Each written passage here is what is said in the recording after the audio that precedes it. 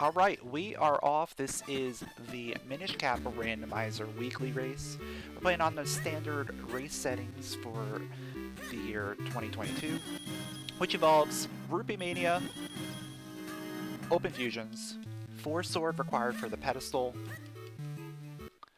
traps are enabled, obscure spots are on as well, and we may have to use alternative methods for combat because damaging items are enabled. Good luck and have fun to everyone involved.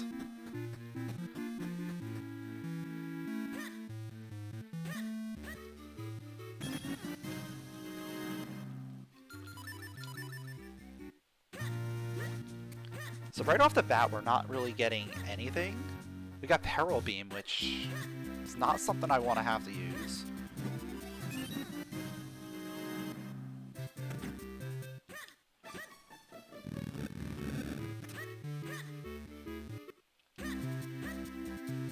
How's the shop looking? Shop has mitts. We've got mitts in the shop and a book on 2. It's a fake mitts. No? Wait. What? It's real mitts. That was weird.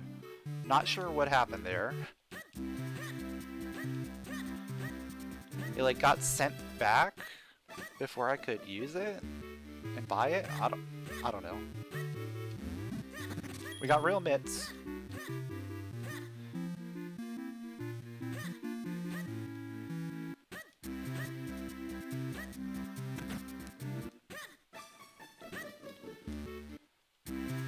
So mitts are a gigantic item to find early on because of obscure spots.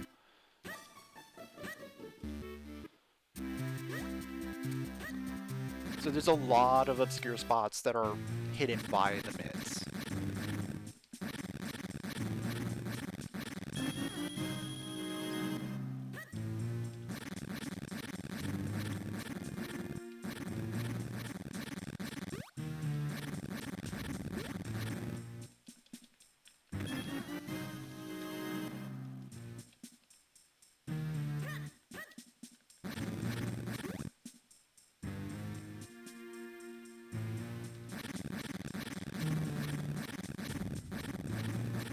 Now, of course, a lot of these obscure spots we can't get access to yet until we get access to other things, but we can at least do a lot of stuff with the mitts pretty early on.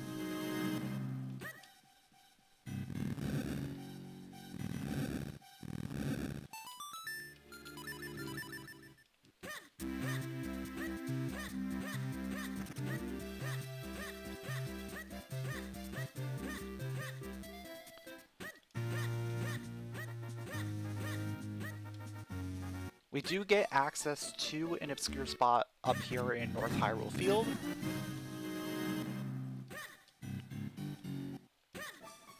As well as, you know, your standard tingle trees and whatnot.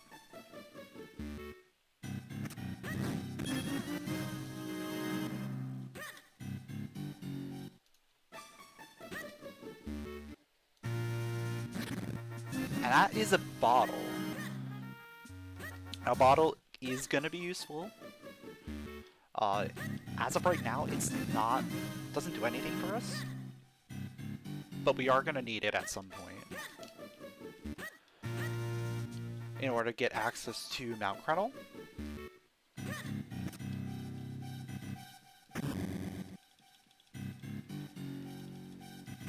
And there's a bomb bag. Okay, so bomb bag is our progression right now.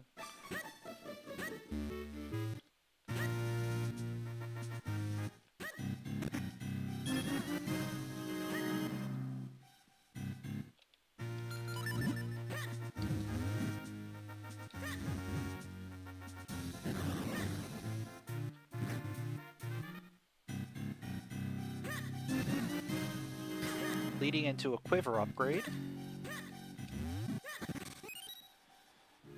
Quiver Upgrade is not going to be anything right now, but that is something to keep note of because damaging items are enabled. So if we get a bow and arrow having that Quiver Upgrade is pretty gigantic.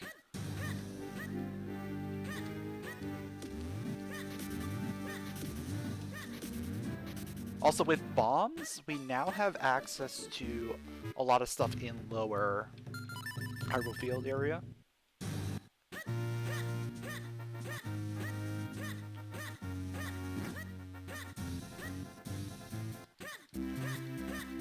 Specifically Link's Puddle and then all of Minish Loop.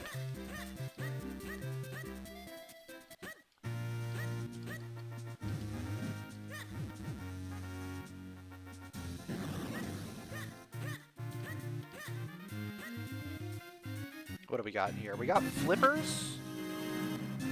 Got some health. Got a fake graveyard key. And just a lot of health.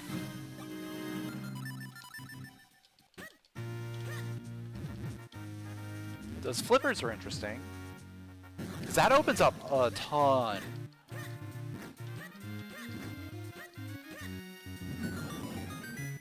We have access to like 1,000,001 things right now because of those flippers.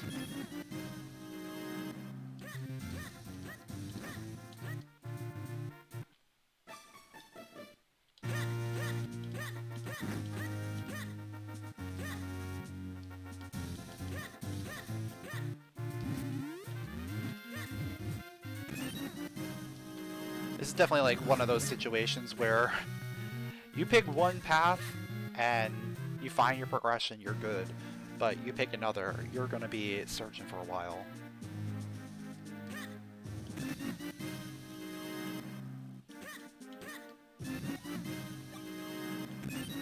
So I am gonna do the Minish loop into possibly into a Deepwood dip. Thinking about it. I can't do a ton in there if we don't get a small key right away. So it might not even be worth going into right now. It might be worth save scumming.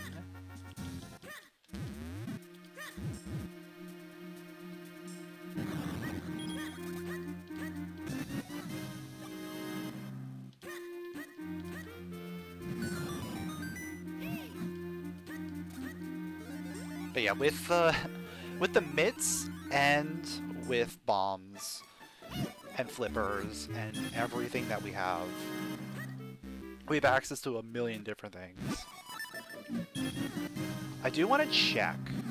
I'll check on my next quick warp. I want to do a map check and see if Deepwood is an element or not.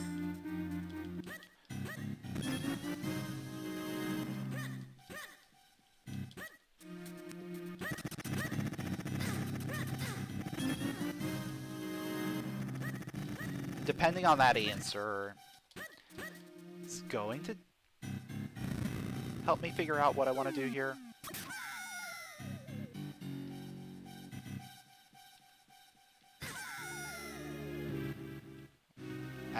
Going through here without any weapons is very interesting. I mean, technically I have bombs, right? I can throw a bomb at the pesto. Alright. So no Royal Crypt and no Fortress. So yeah, let's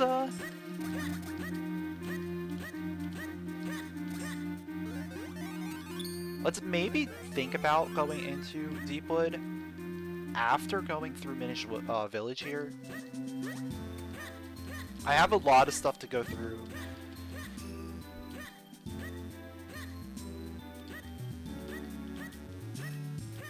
I'm tempted not to even go in, because I have so much available elsewhere.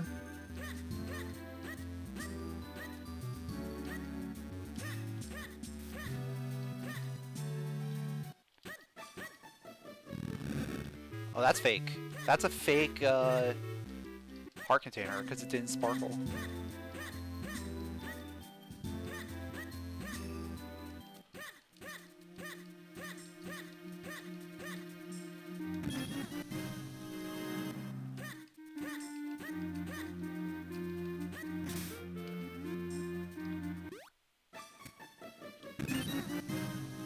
But yeah, with this, I can go ahead and do, like, the first little bit of lake. I can do stuffing Cradle. There's a whole bunch of stuff I can do just because of this combination of items I have.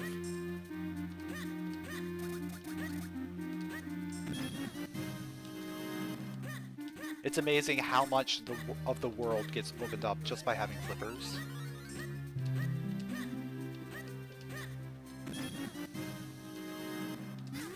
Well, just by having flippers and mitts. Because I wouldn't be able to do a lot of this stuff without mitts as well. Or...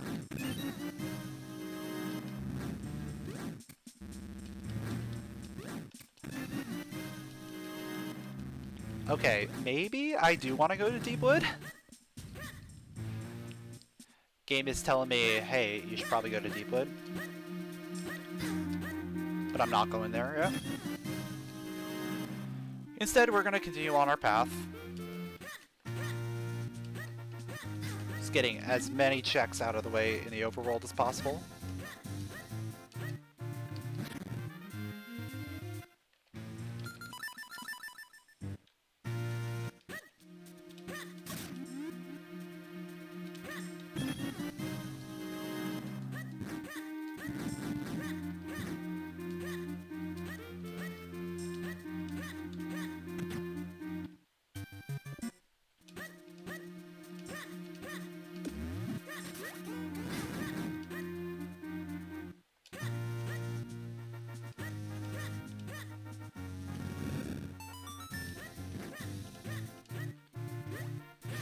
But yeah, basically, like, the start of the seed is the exploration starter kit, and then after that is just going to be figuring out where things are.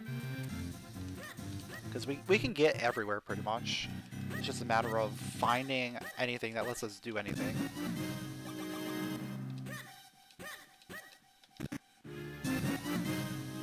Getting a lot of health, which is nice. Health is always good when you don't have a sword.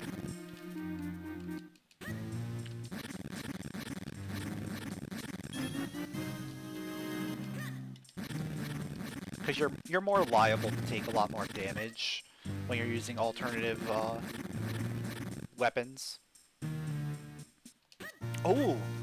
Oh! Lantern. Well then. This just got more interesting.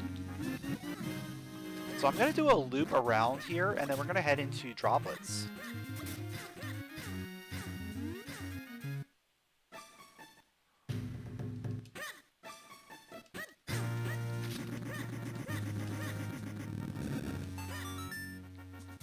But yeah, I'm going to loop around and grab a few things here.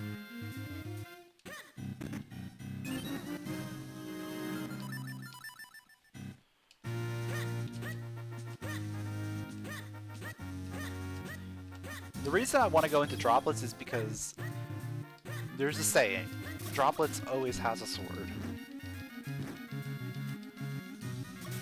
But even if it doesn't have a sword, we can still get a good amount of things in there because we have the flippers. And having flippers means we can get the waterfall. At least the first waterfall. We don't have a way of getting the second one yet. We need either Gust Jar or Cape for that. But yeah, we can do some good work in here. So I am perfectly fine with being in here.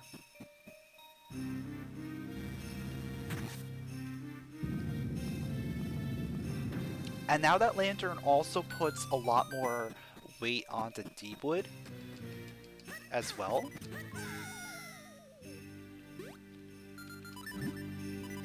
Because Lantern guarantees that we're going to be able to get past the beginning. Well, not guarantees, but we can at least have a pretty good chance at getting a small key to continue.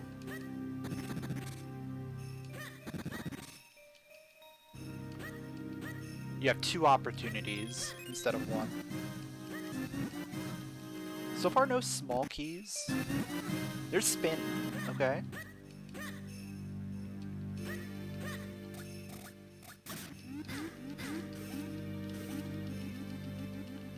We got 6 items here.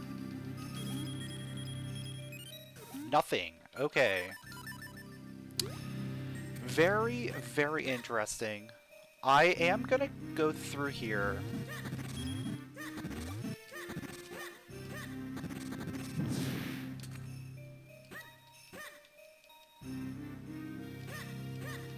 I don't know if I really want to go into the dark maze without anything other than bombs.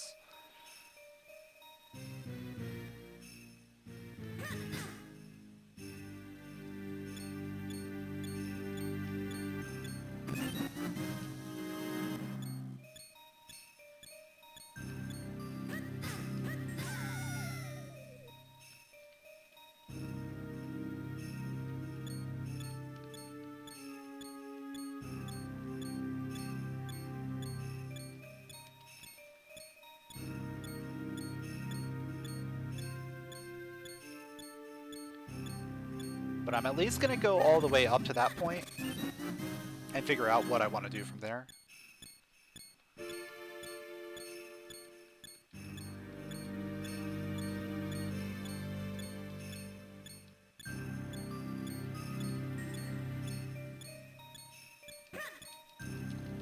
So there's like 2 more items I can get before I have to like decide on if I want to combat my way. I might want to try it. I haven't tried doing bomb strats.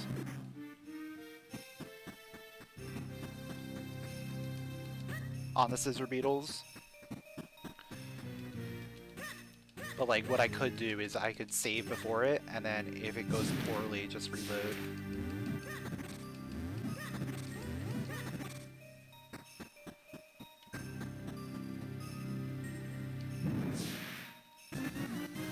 Wallet upgrade. Okay.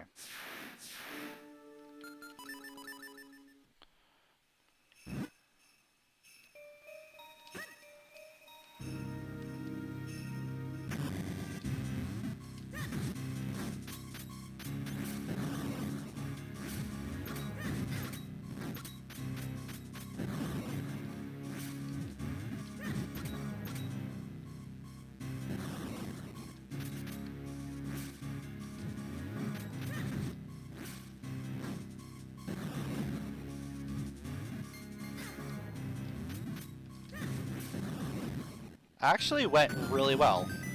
Okay.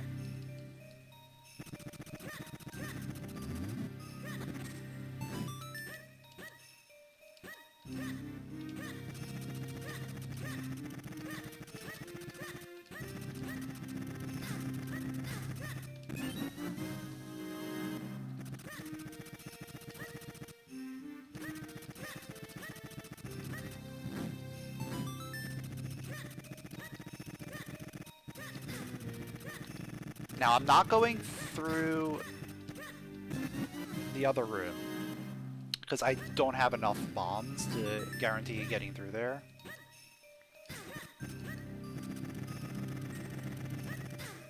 Basically what I'm doing is I'm just trying to get through the dark maze.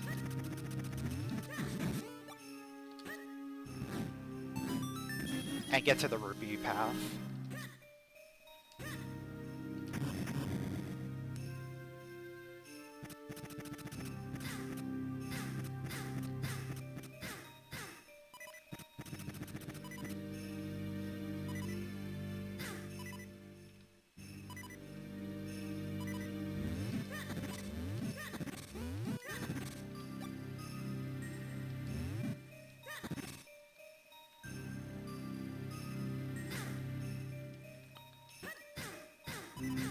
Nope.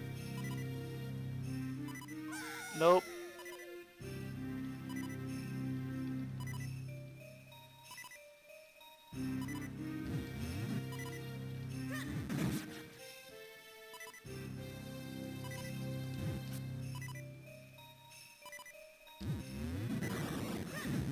There we go.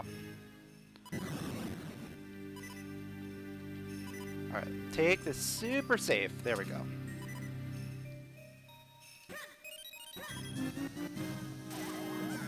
There was a trap, and it killed me. I don't think there was anything else there. So we're just gonna leave.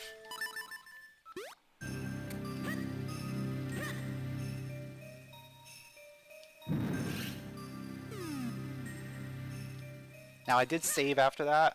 I only have 3 keys, so I'm just gonna check this real quick and then reload if I need to.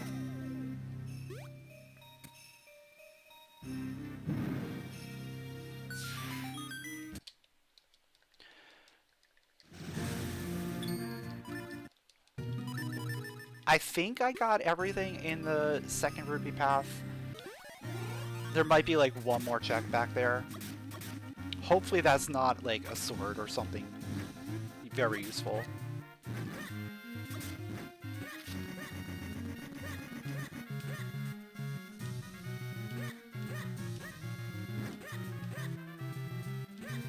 Oh, there's a bow up there. That's nice to know.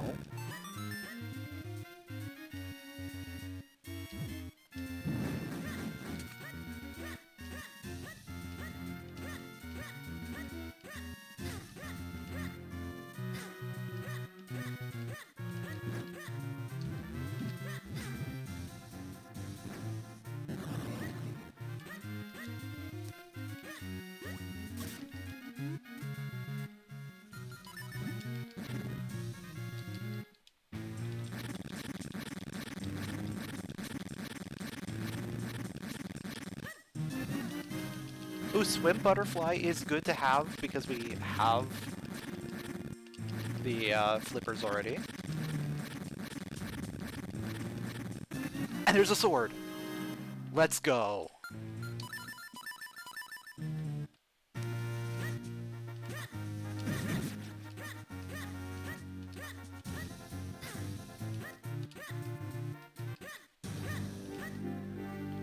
That sword find is massive. Now we don't have to do that anymore. Any nonsense like Dark Maze bomb only.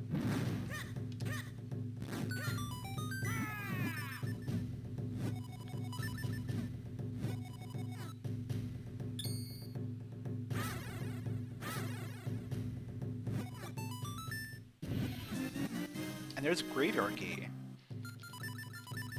We don't really need graveyard key,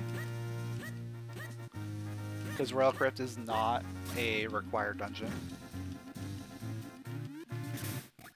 But we might need it for later.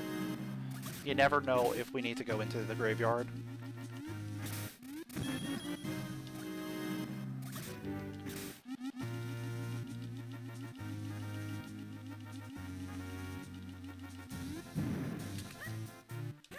So next stop is going to be Mount Krennel. We have a lot of things we can do there.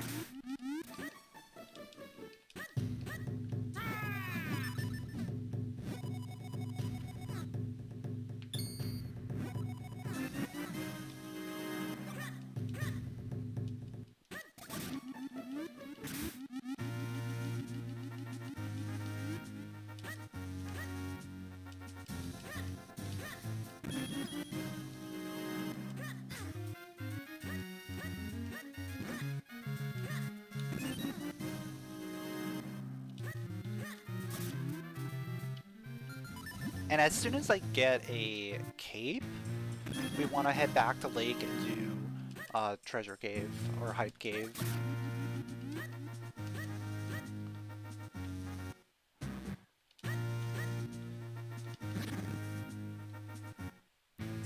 Because we know there's a guaranteed bow, and then there's always going to be some other good stuff over there.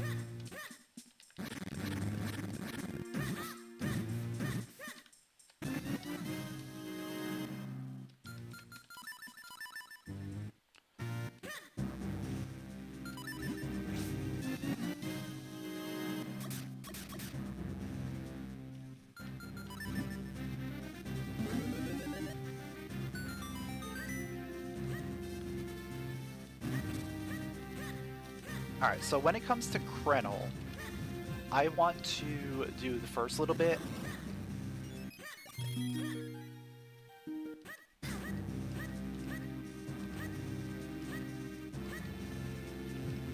And then we're gonna go up top so we can get a refill on our bombs.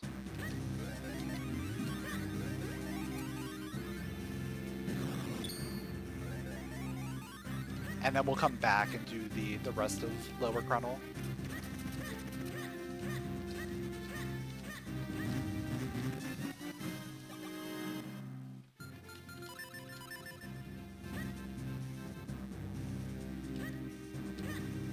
I'm doing it this way just so I can guarantee that I have enough bombs to make it through everything.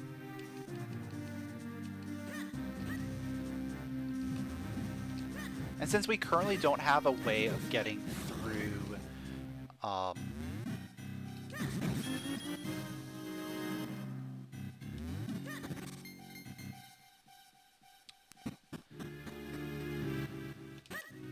the vanilla route to Cave of Flames,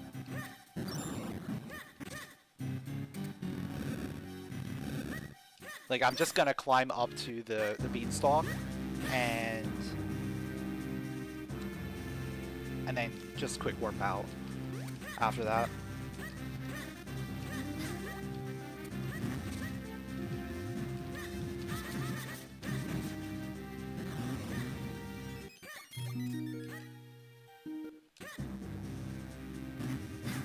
But we can grab everything up here. So the only reason we would ever have to come back up this wall is if we have to do vanilla route.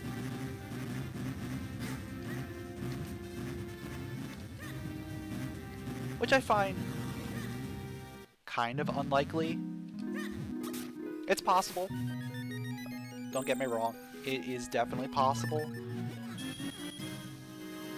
But it's one of those scenarios that doesn't show up all the time.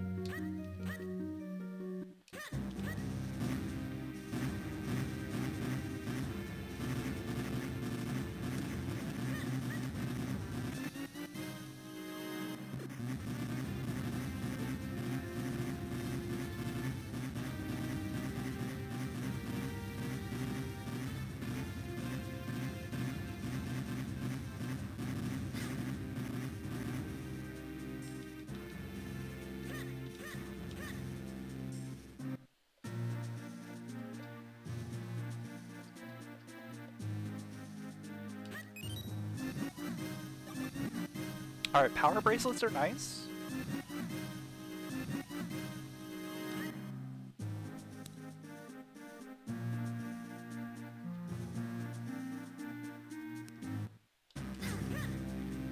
Yeah, we're still not finding anything of progression, really. Like, there's still some stuff that we can get, probably.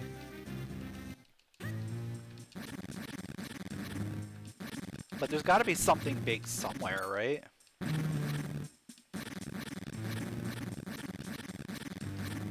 Gonna grab this scroll because, yeah, that's a good one. That is a really good scroll to have.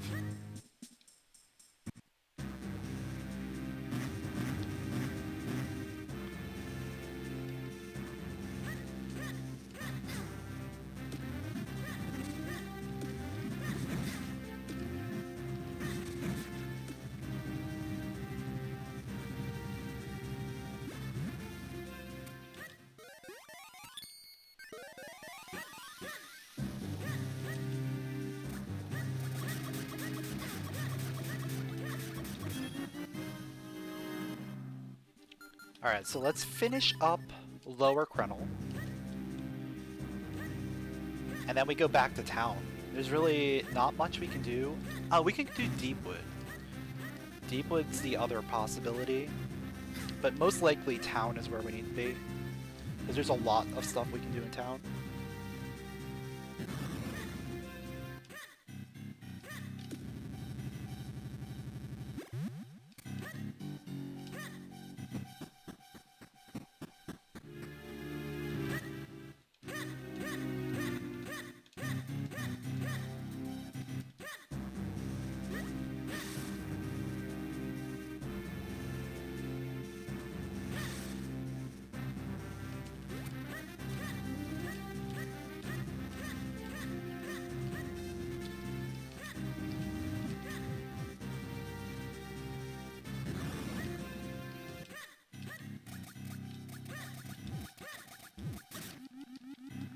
Another Quiver Upgrade.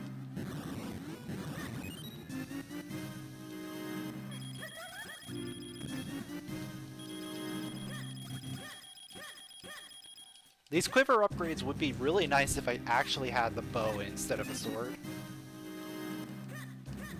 But because I have a sword, they're not going to be that useful.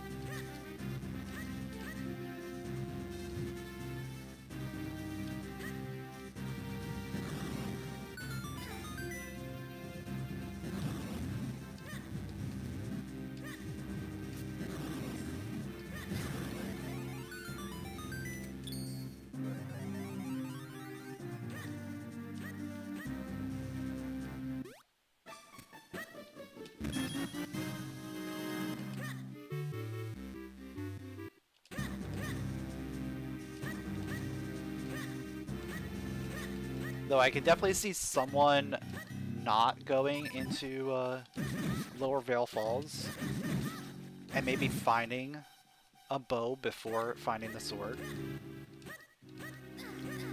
In which case that would definitely be useful for them.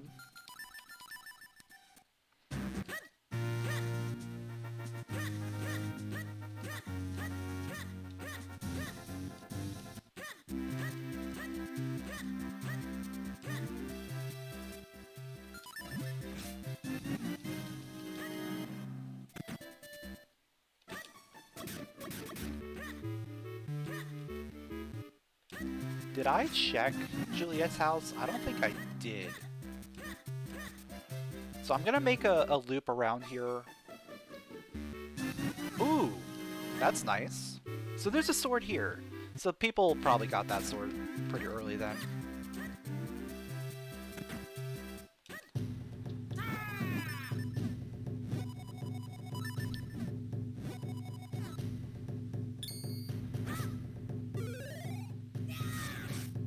Because we did get flippers pretty early.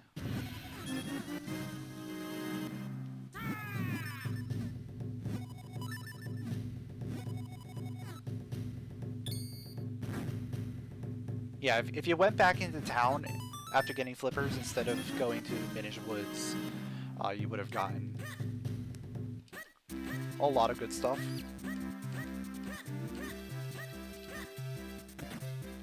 Oh yeah, I did check it, okay.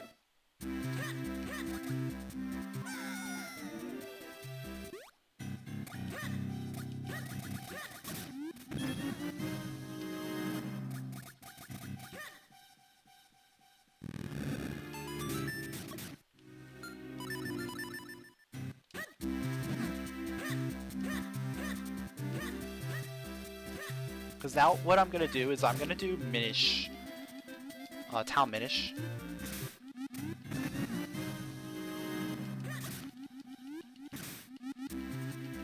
And we're just going to run through like all the scenarios here.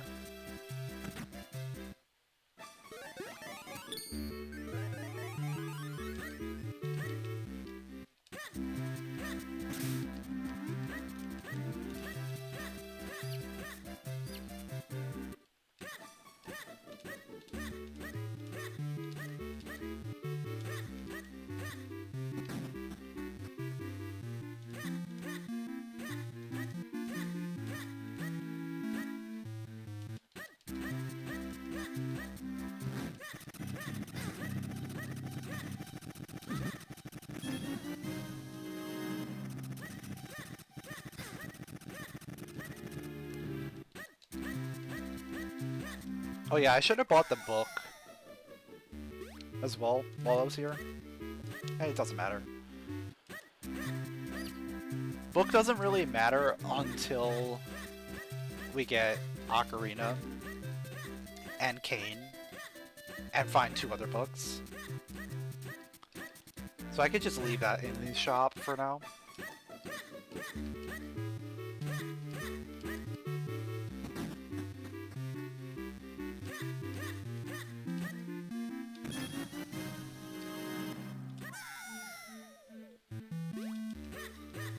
The only thing is, like, right now I'm just kind of wasting rupees as I pick up more rupees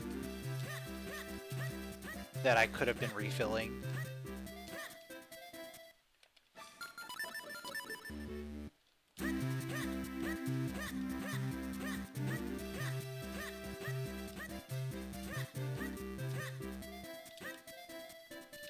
Alright, I think we have to go to Deepwood.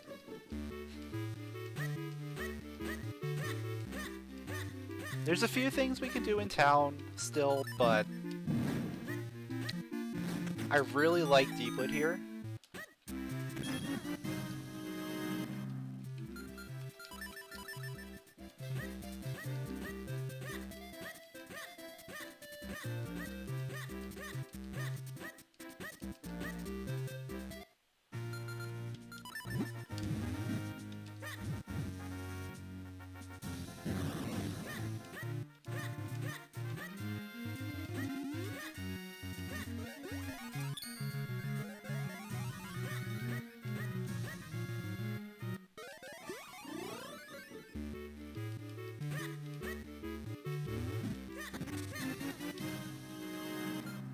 Though I'm not a fan of 5 bombs.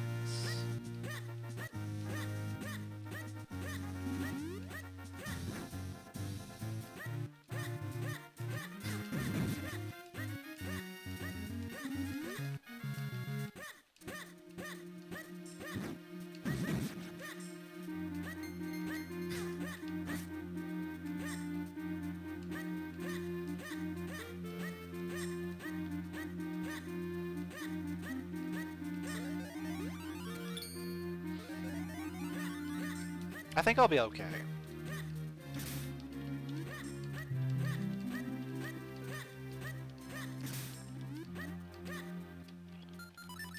What I'll do is I'll save before going in. That way if I don't find anything, I can always save scum out. But most likely I'll be able to clean out a majority of the dungeon here. Shield! That is a thing. That is a thing that can get me progress right now.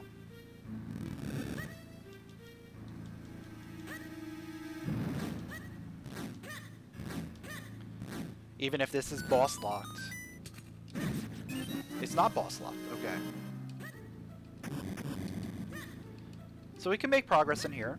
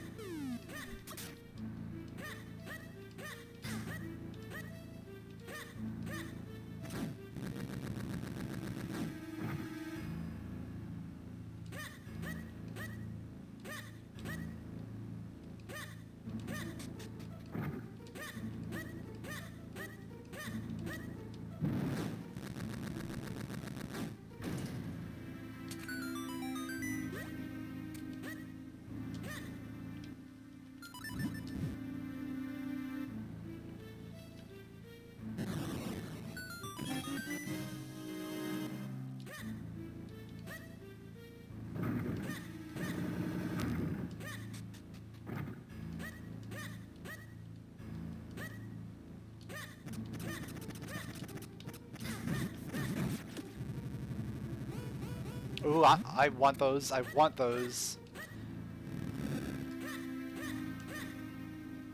There we go.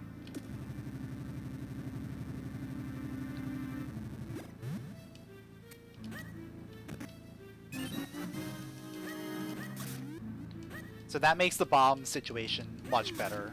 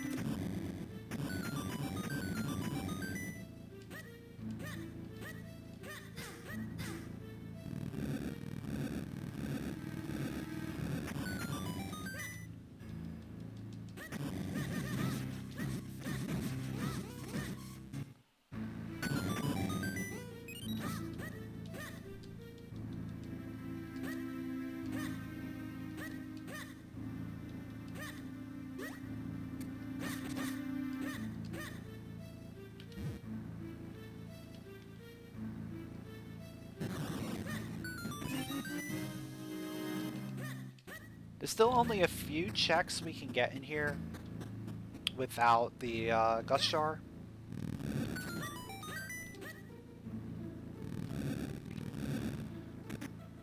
But I might as well clean it out, and then we'll follow the shield.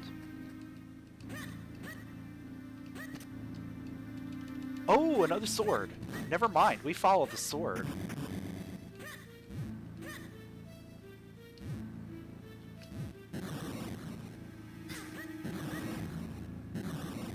Because we are most definitely going to Western Woods.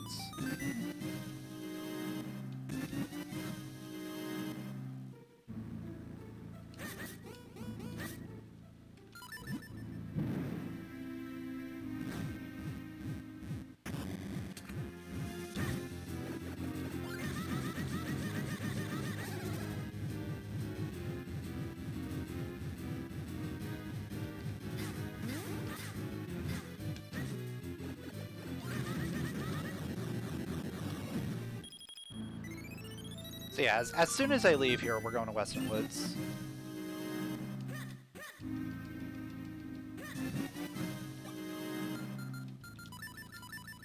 Just gonna grab my red sword and get out of here.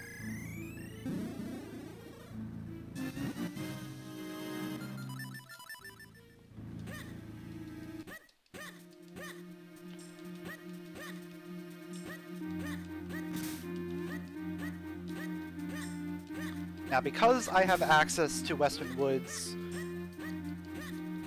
with the mids, we get even more checks than we normally do.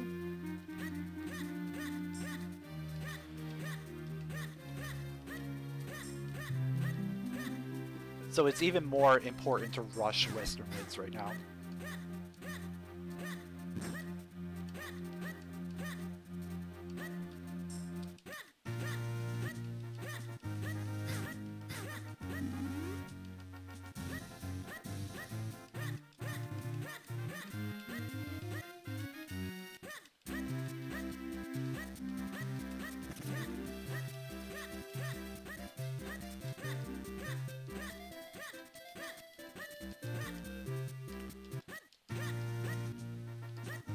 Like, there's probably a few things we can get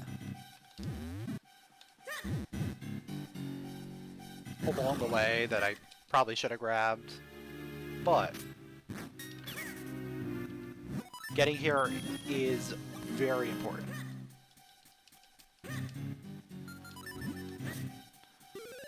This is, like, by far the most important area in the game.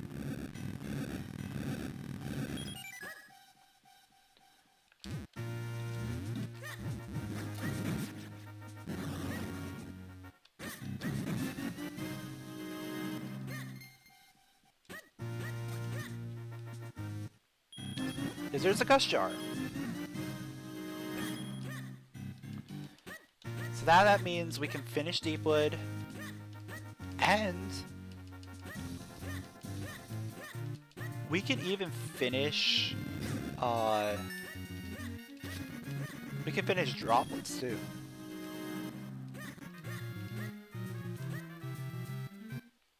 There's a bow.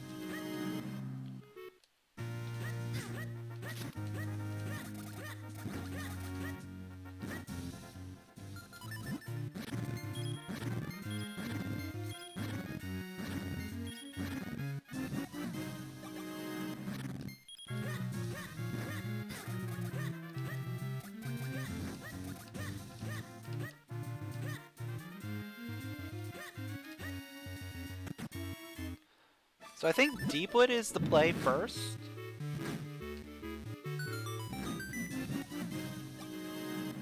Finish off Deepwood and then head up to Droplets, finish that off.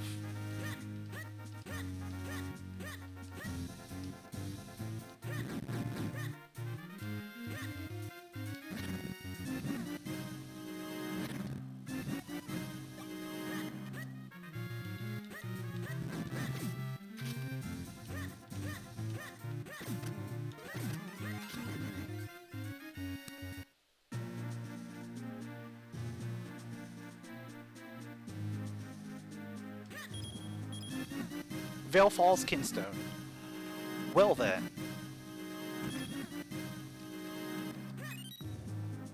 Do I go up Vale Falls first? I might want to.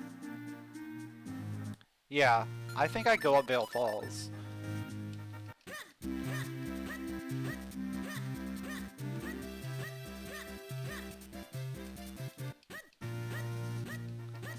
Because that gives me access to like 1,000,001 items.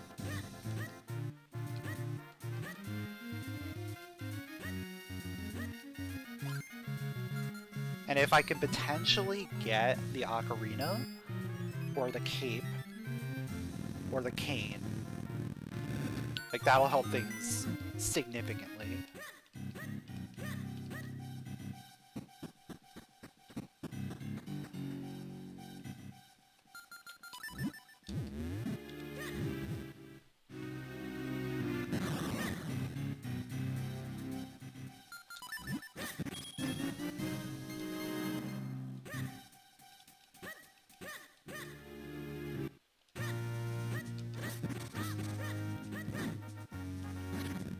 The boots! Boots help significantly.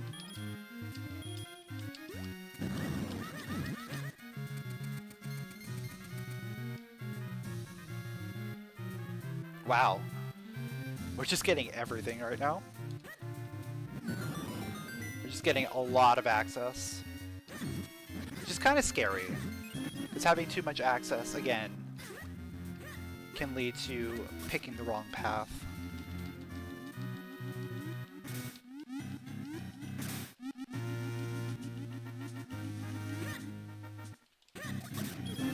There's the cane. There's a Cloudtop's kinstone.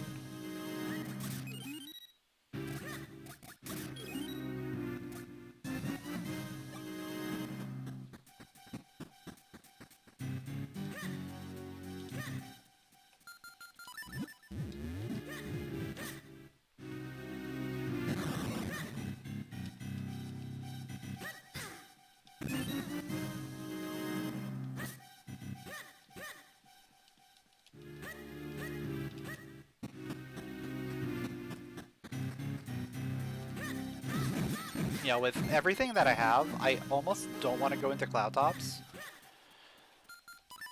But at the same time, I want to see what's up here.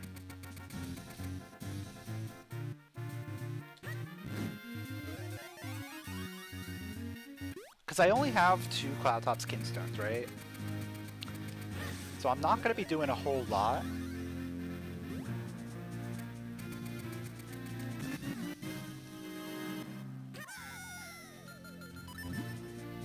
And I don't have Cape to really make this a lot easier.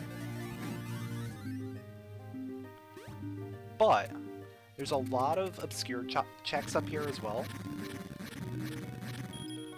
So it's possible we could find some good stuff here.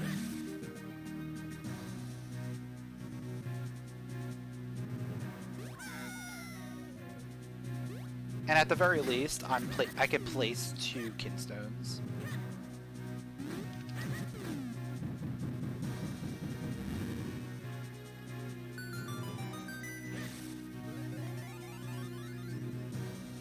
Or at the very worst, I can just save scum out of here and nothing's important.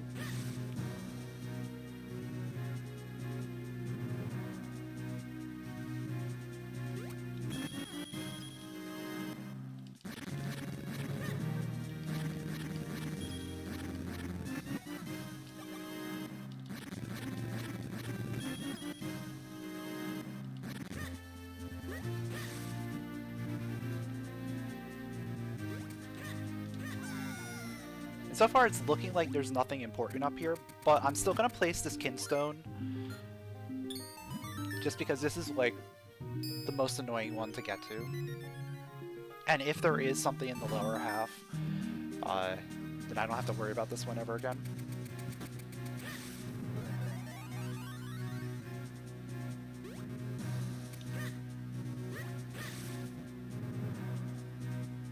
So now I have to really decide on what dungeons I want to do. Cave of Flames is looking really good, really nice now, because that also gives me Malari Mines. Blue Sword! We get Blue Sword up here. Oh! Oh! Oh, wow.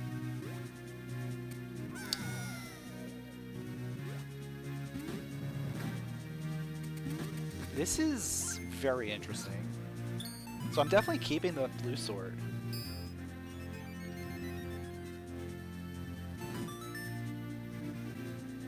But now I'm gonna have to check the rest of the stuff here.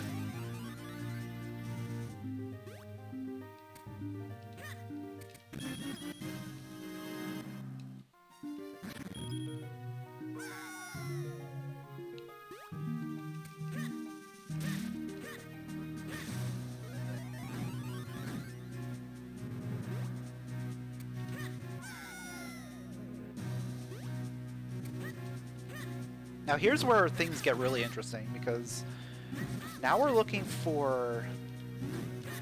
pretty much just looking for these kinstones, and then Force Sword, and then Cape.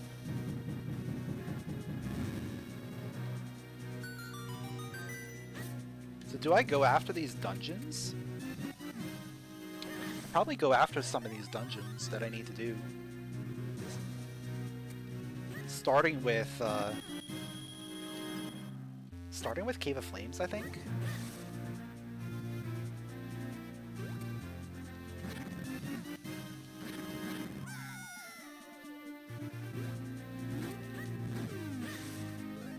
I feel like Cave of Flames is pretty significant. Ooh, remote bombs.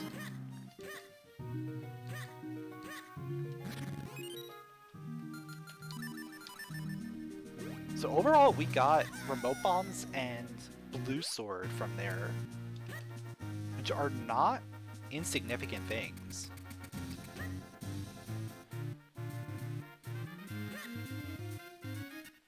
So I am okay with taking that.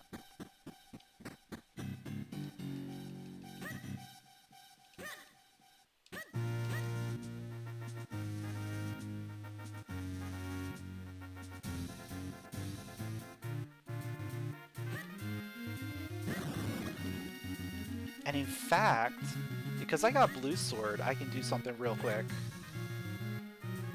while I'm in the area.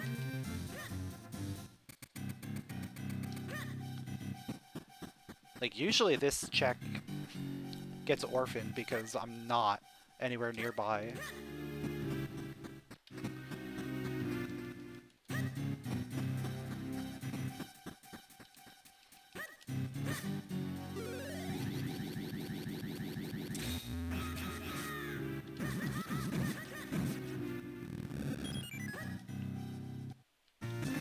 And it's a book. Could be significant. Probably not.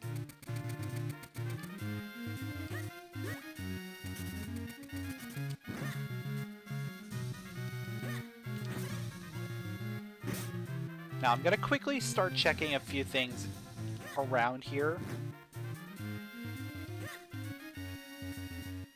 Because there's a lot of stuff that we can get now.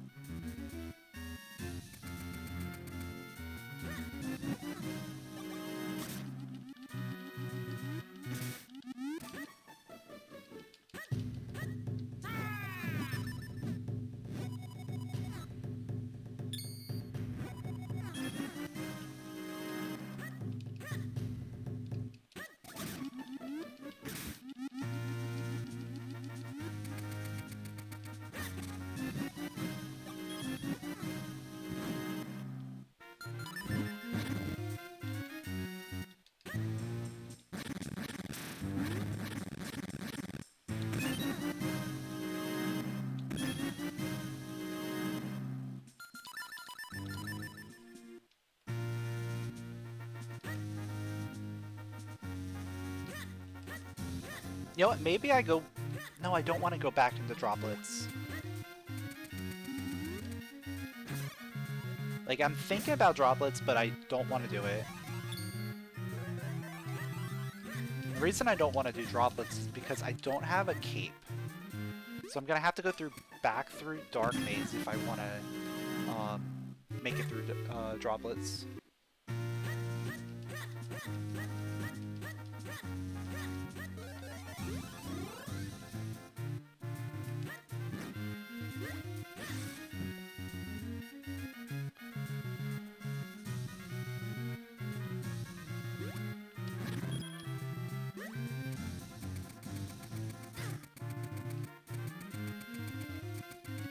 But there are other things I can check in Lake.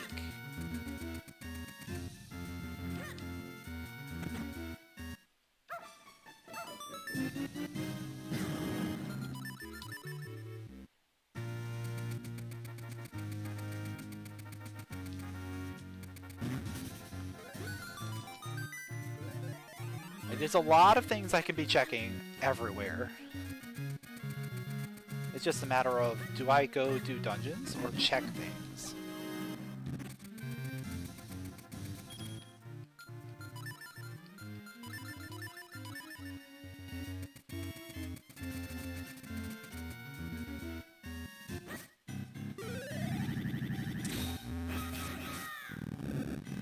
Yeah, this seed went from 0 to 100 very fast.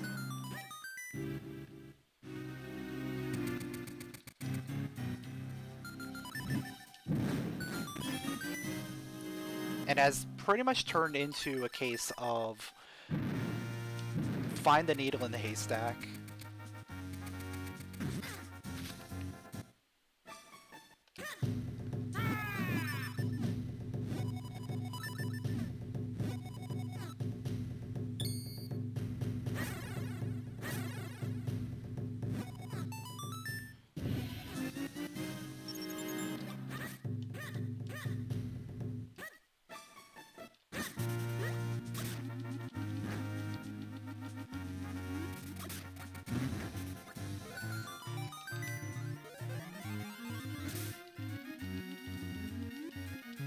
Yeah, that's why I don't like getting so much progression very quickly. Because it's pretty much like, you can just do whatever you want. Now, that may not lead to more progression. It may just be a waste of time. But you can do it. Why not?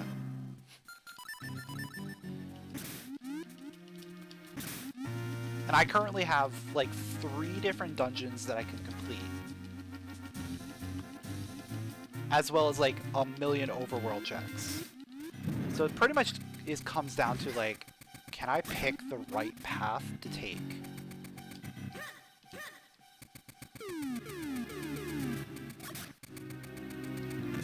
To find the progression that I need in order to move on. Well, not even just move on, just to finish the game. Yo, what's up, Oreo?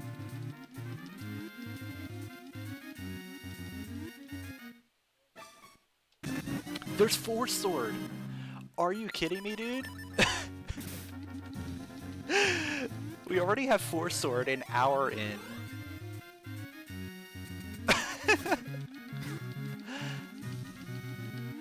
Now I just need cape and then the kinstones, and that's it. Alright, I'm going back to town. We're gonna check. We're gonna check Garden. And then we're gonna head over to Cave of Flames.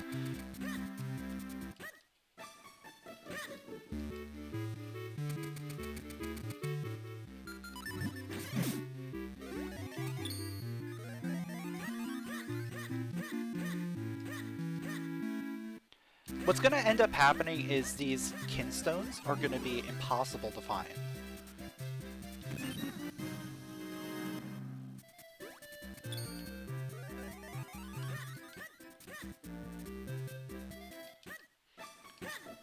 Or I'm going to end up finding the 3rd caster stone before I find any more of the Cloud Tops ones.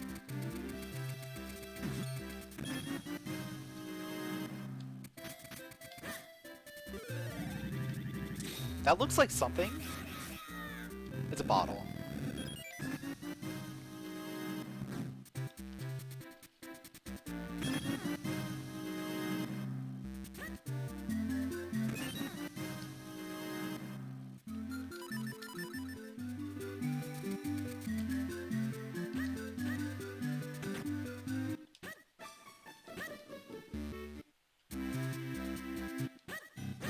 It's actually crazy to think about how much we've been able to do. Like, how much is available to me.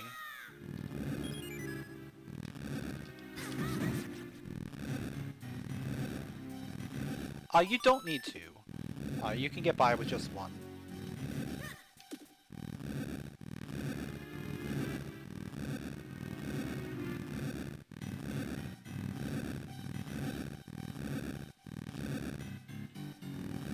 There's only 4 potential uses of the bottle in the entire game.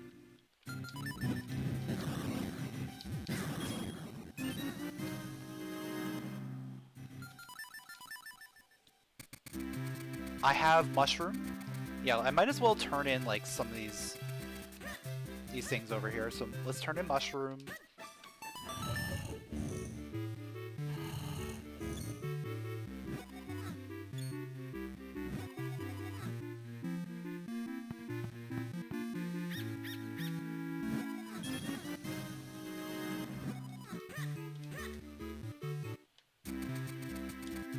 Let's do another dojo.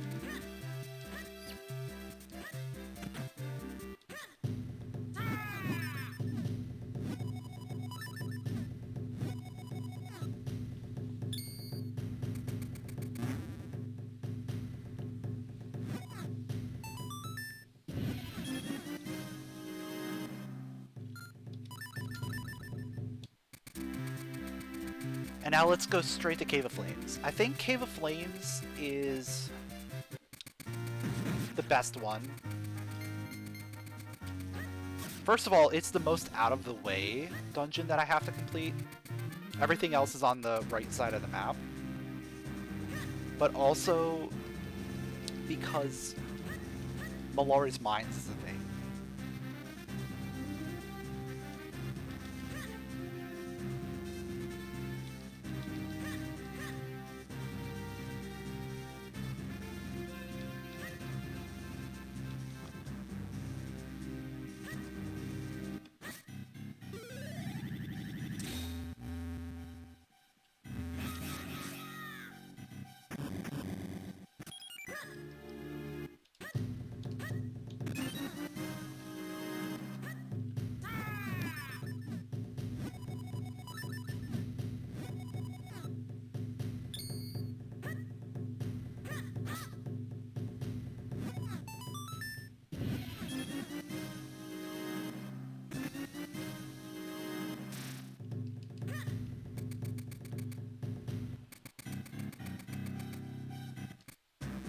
So we're gonna go through Mallory's Mines after Cave of Flames.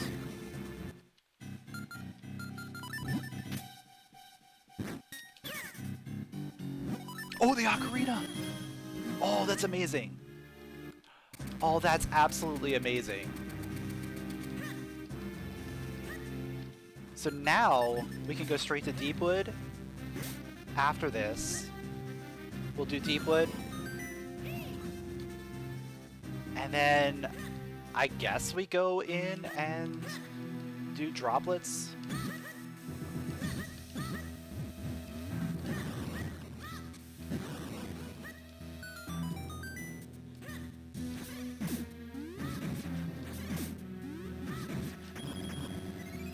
Yeah, once you have the ocarina, nothing is out of the way.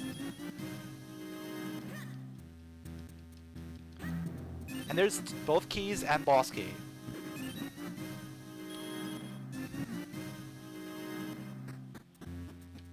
So it's just straight items and then map and compass for the remainder of this dungeon.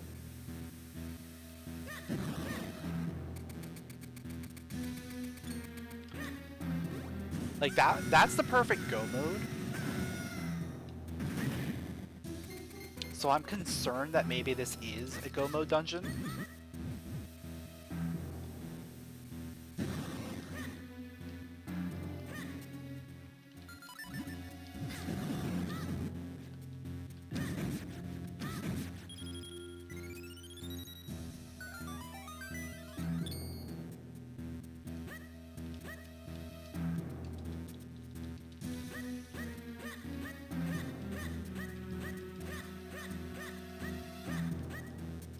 but at the same time, we're still missing a few items, so I'd rather do this now than potentially orphan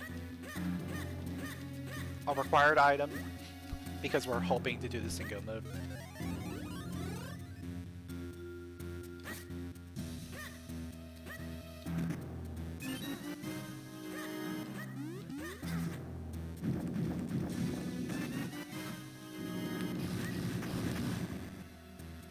Like, sure, this dungeon is a good one to have the cape for,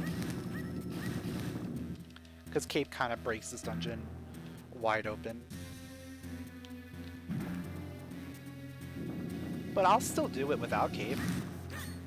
It's not a requirement, not a hard requirement.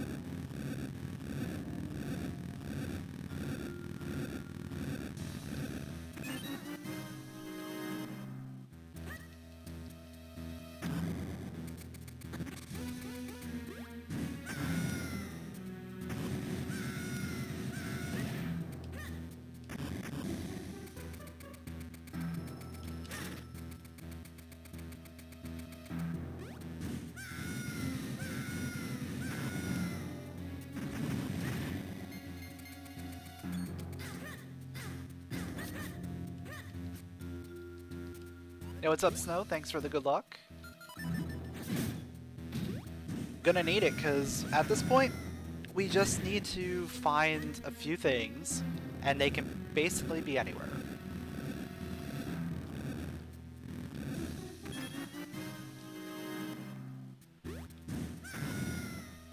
So realistically, oh, actually, yes, 100%. Palace is going to be go mode.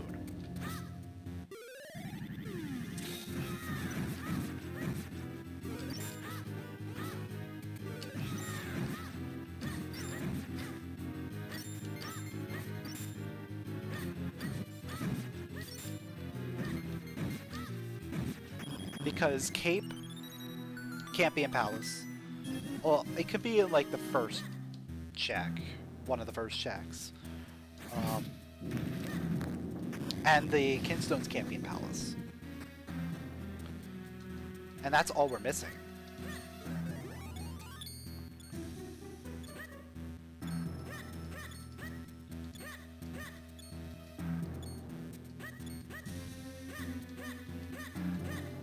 But they can literally be anywhere else.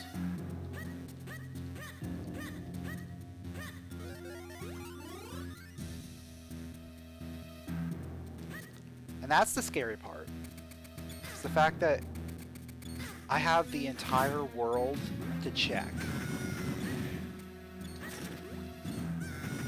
for the cape and these kinstones.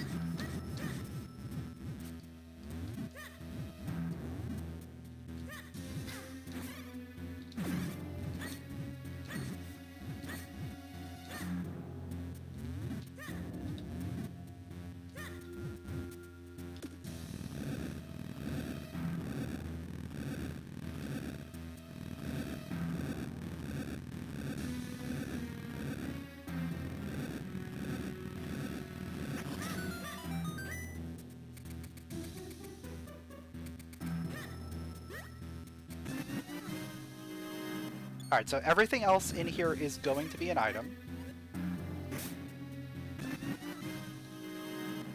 So I am going to want to check everything.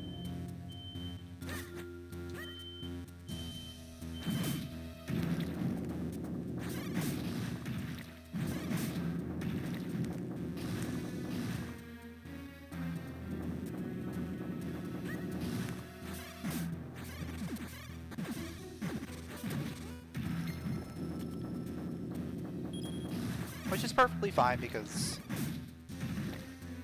you know, in order to get through here,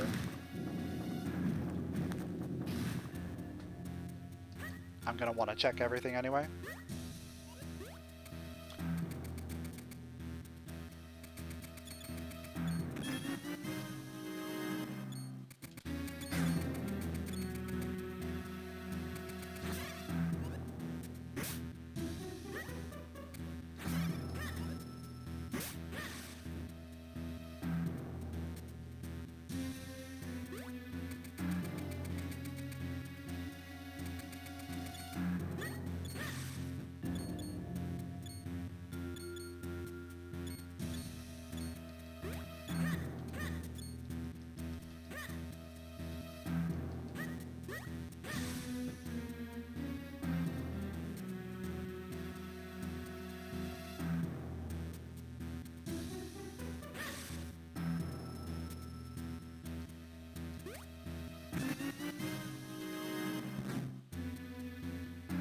Well, that ruins the cycle.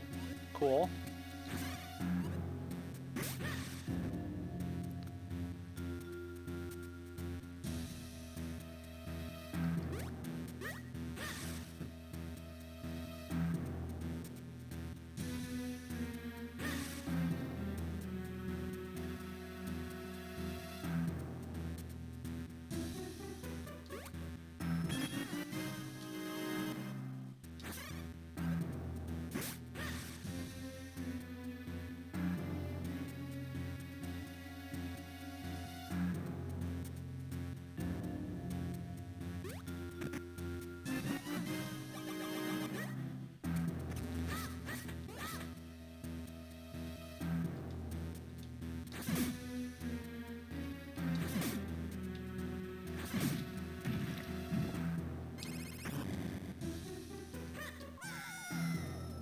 Alright, Glee Rock time.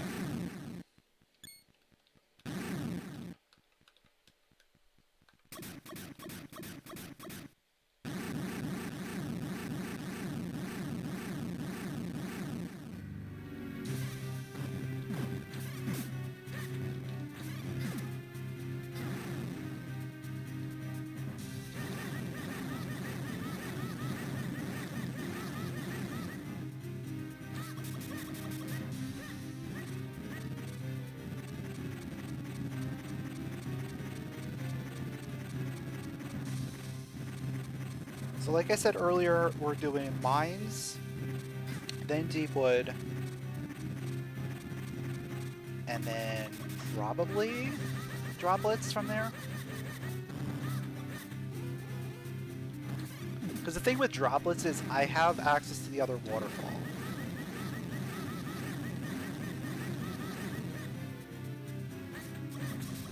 The thing I'm concerned about droplets is having to go back through Dark Maze.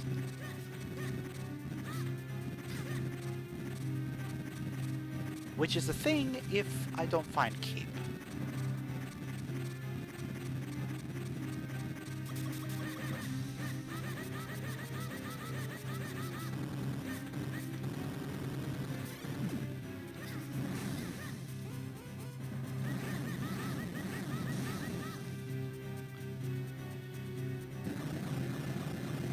But anyway, here is our first element. We're gonna get our second, like, immediately.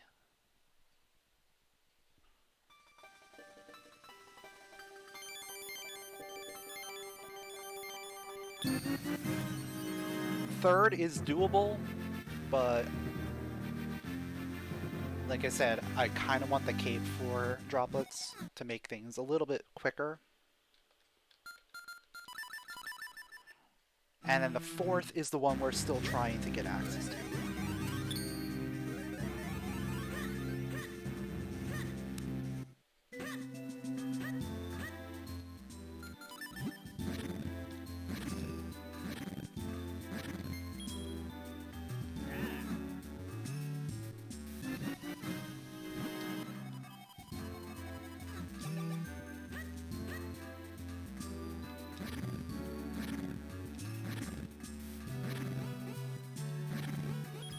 I'm really good at these first ones.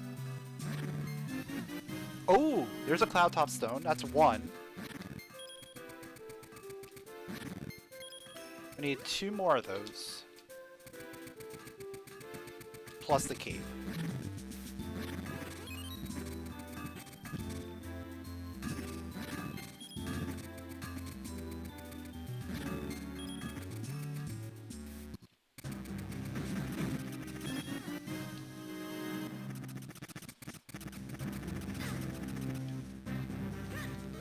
So we are getting there.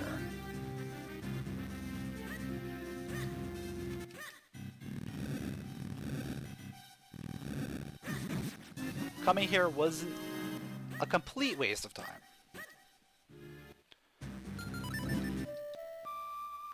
Oh, it wasn't a complete waste of time anyway, because it was a required dungeon. But at least we found some sort of progression item going through there.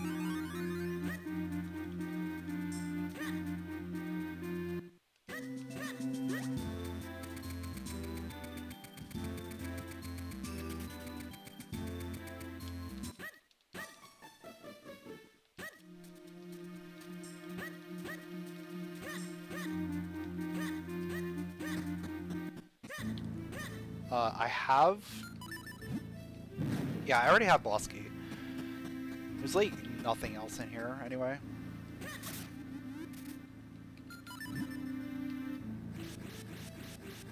Compass is still out there. There's what, 2 checks? Yeah, there's only 2 checks in the back.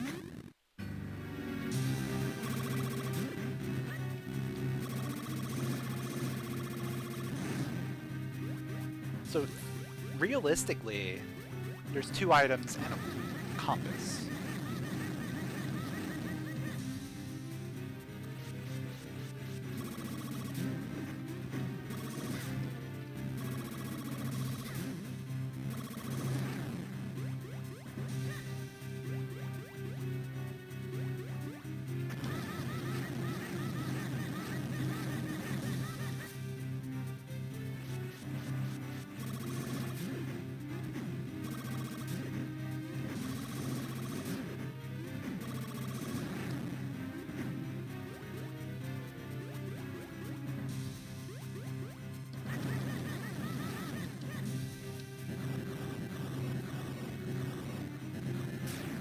So let's see if we get an item here, or if this is the compass.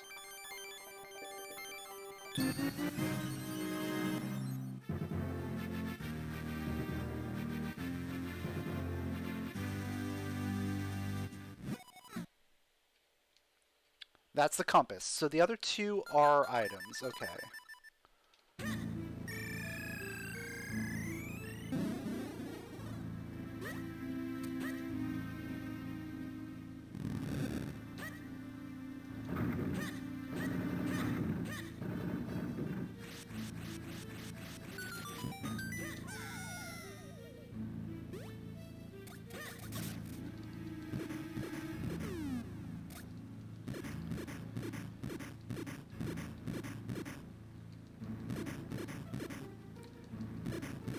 As much as I want to go to droplets, I think I'm better off going to caster. There's a lot of things I can do in caster. We haven't been able to do anything there yet, because we didn't have boots when we first went in there.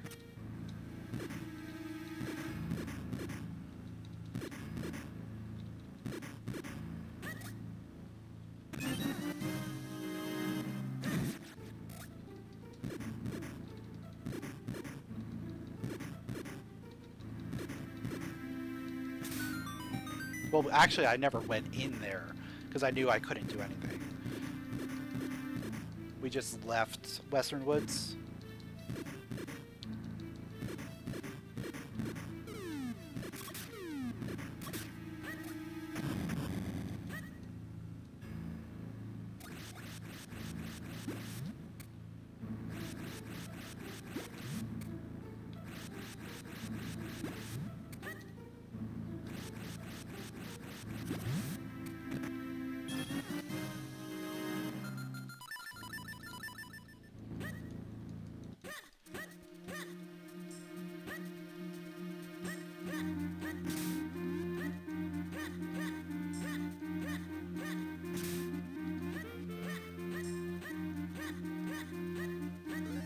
So actually, what I'm gonna do is I'm gonna go to Lower Hyrule Field.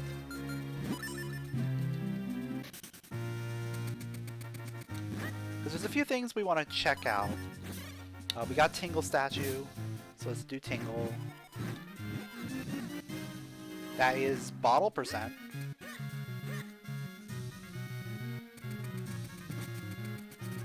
I can also check out this one Minish hole over here.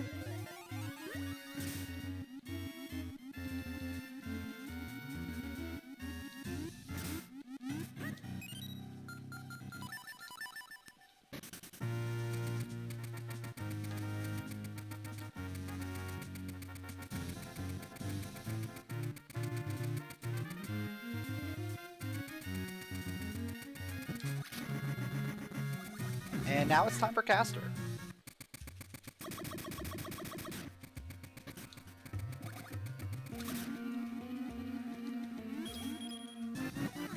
Boomerang. Okay. That's an item.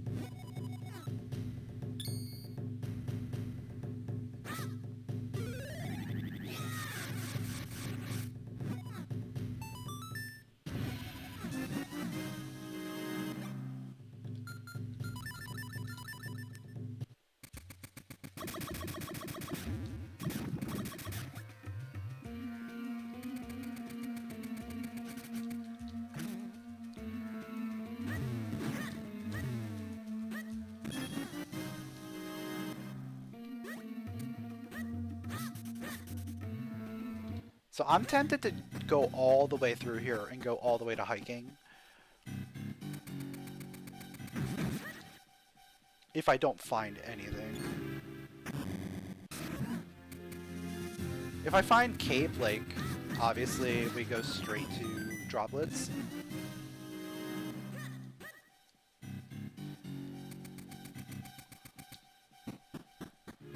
If I find both of the kinstones, I go back up to cloud tops.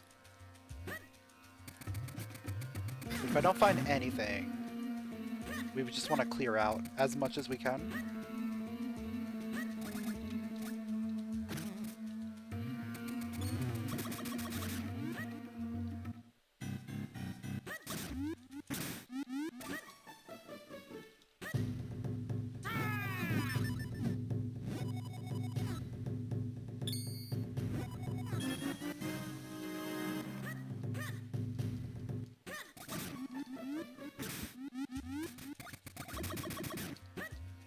Like, this is where a lot of people are gonna start converging or diverging.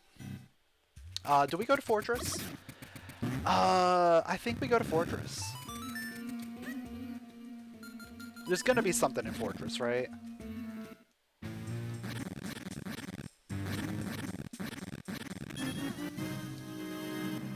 There's always something in Fortress.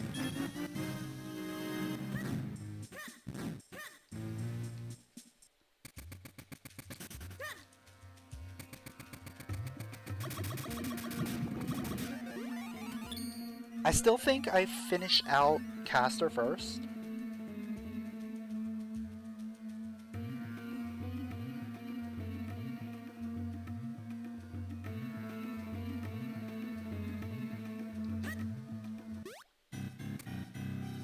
Because I've been burned by these checks one too many times.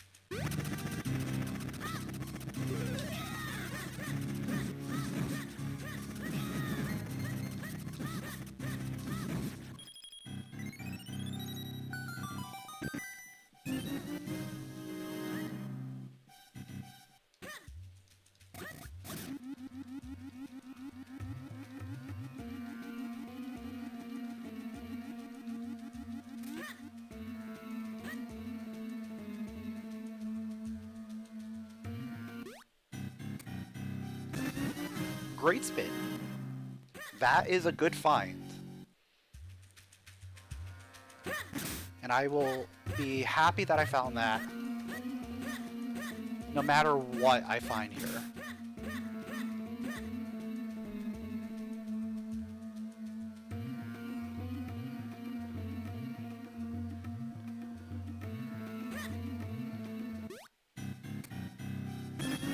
I just dislike that this whole seed basically comes down to whoever finds the kinstones and the cape first in the sea of checks that we have. It's just whoever makes the correct decision on where to go.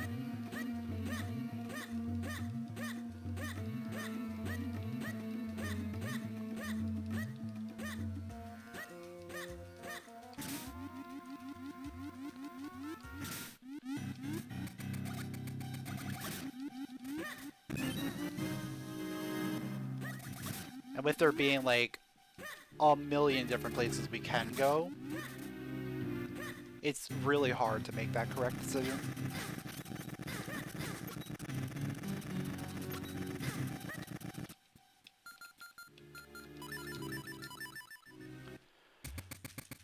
Alright, let's go to Fortress. I'd rather go to Fortress than do more in droplets, I think.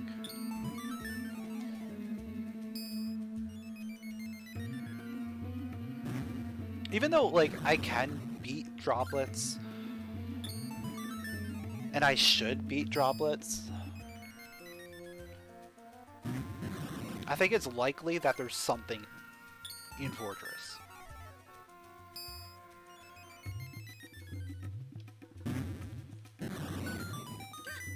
Whether it's the cape or one of our kinstones, don't know. But I think it's very likely that there's something this way.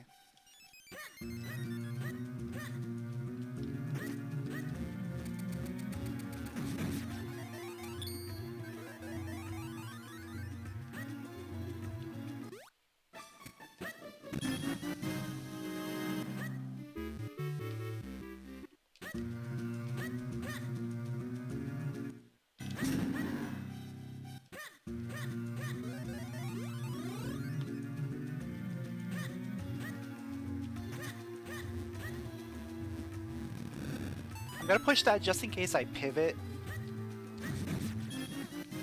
Because if I get cape, I might bail out of here. Or if I get the kinstones, I might want to bail out of here as well. And the other thing may still be here as well. So just in case I have to make a double dip. I don't want to, but it might happen.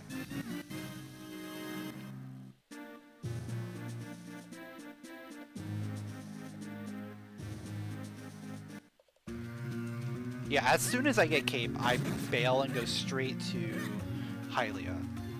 100%.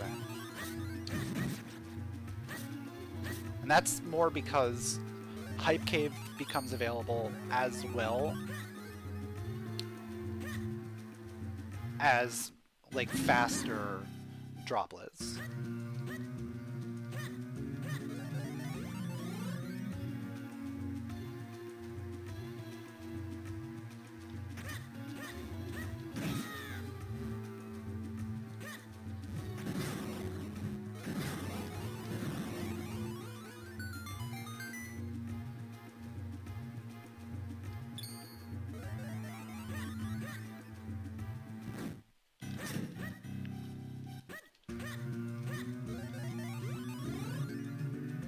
And we may run into a situation where there is a kinstone and the cape over here. And I find the cape first.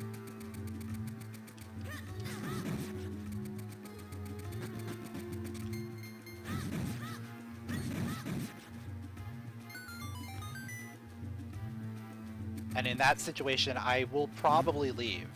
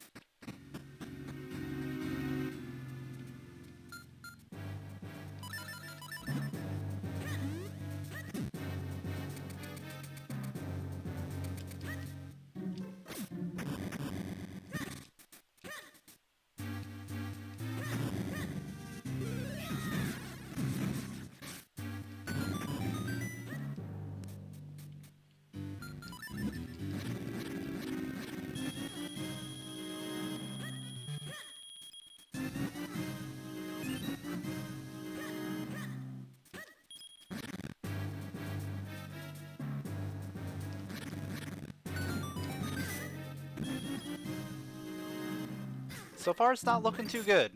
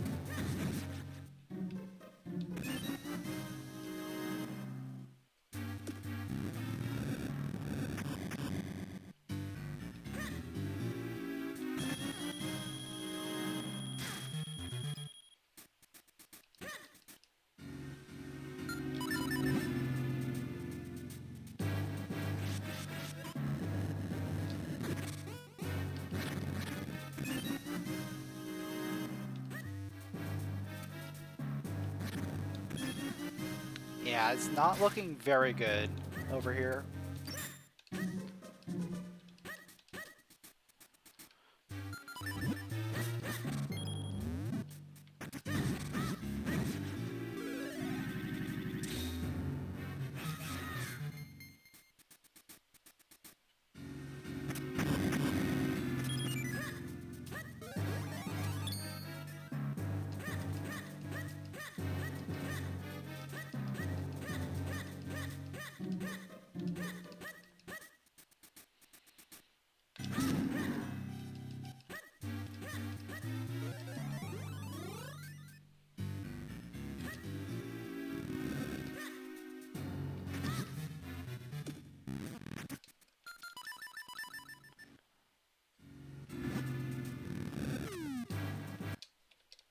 Yeah, so far nothing.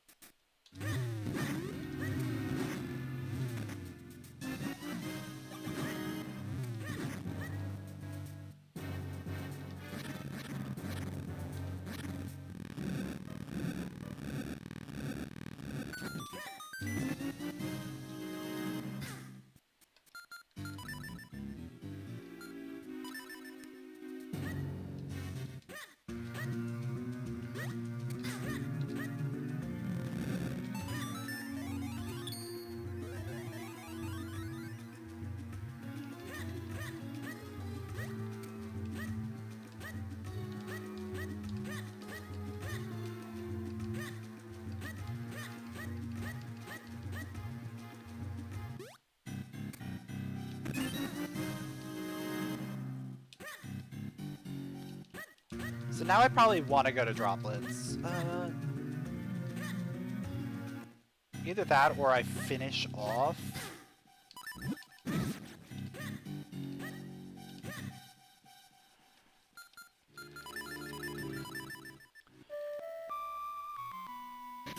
finish off Fortress. Now let's go do droplets. Yeah, watch Kate be in droplets. And this whole time, we've just been wasting time.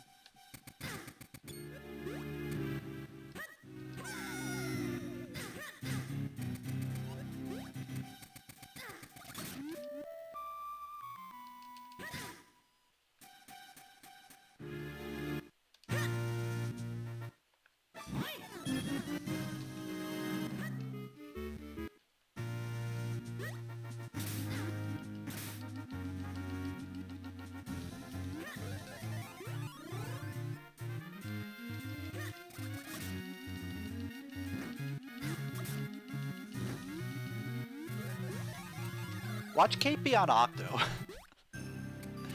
That would be the worst.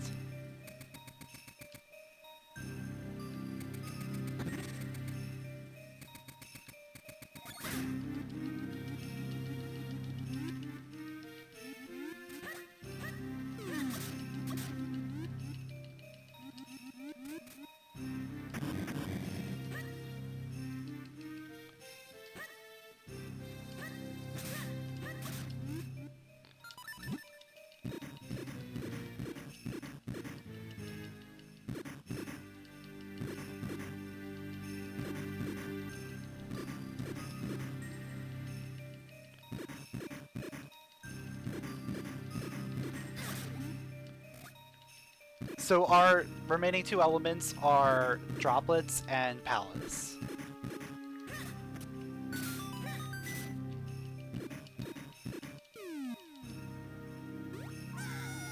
You just had a scene with Cape in the second Rupee path. That sounds like fun.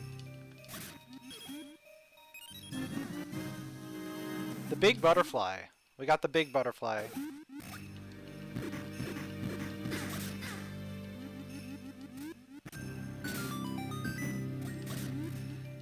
Yeah, the thing is, I've already gone to the second Rupee path, but I died to a trap in the second Rupee path, so I don't even know if I got everything. I think I did, because it was like right towards the end.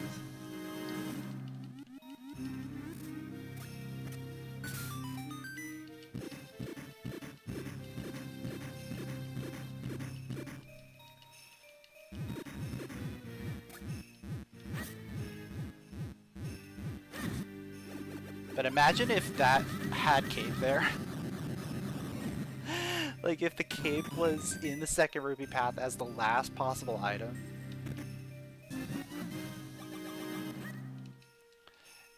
And I just happened to die right before it.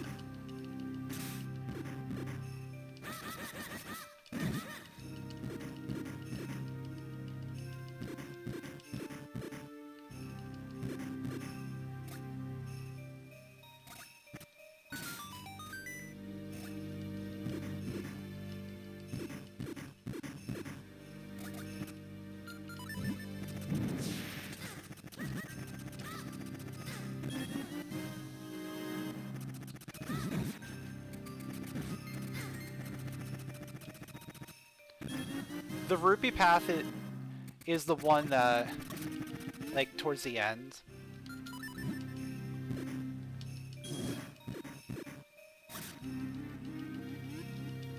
It's the one where you go underneath and the rupees are hiding there. I'll show you the room right now because I'm gonna go into it. It's underneath that area over here.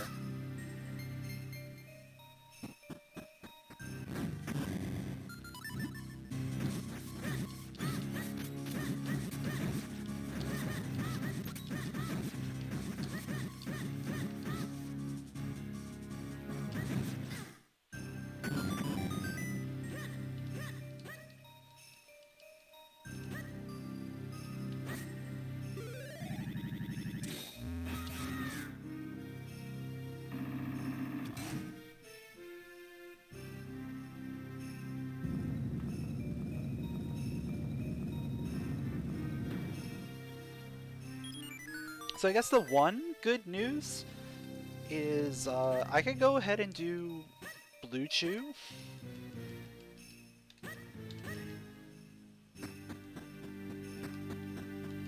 I could do Blue Chew when I go through Dark Maze the second time. I guess that's a good thing? Maybe? It's a terrible thing.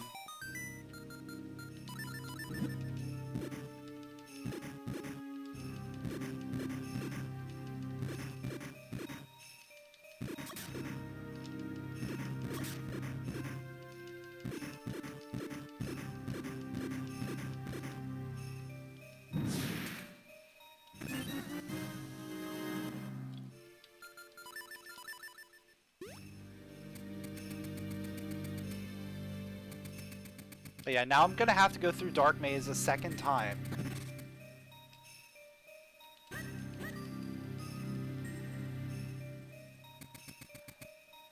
Because I don't have Cape.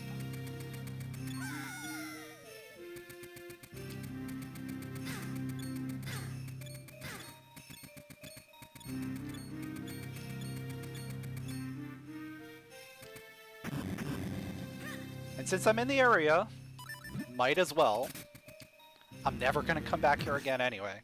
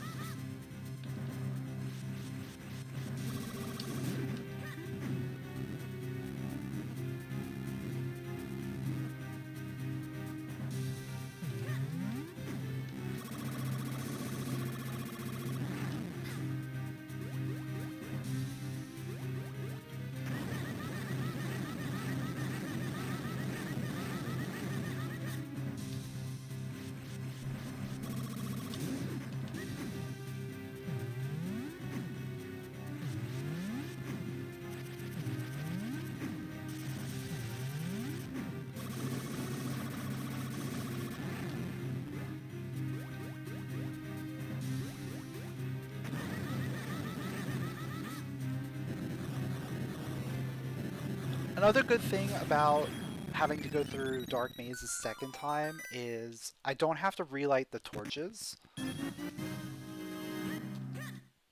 So I can just kind of run through there.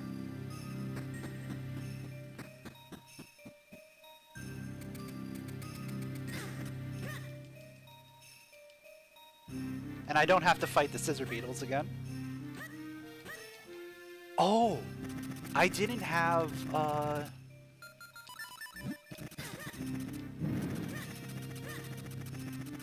yeah, I didn't have enough bombs to be able to do this last time.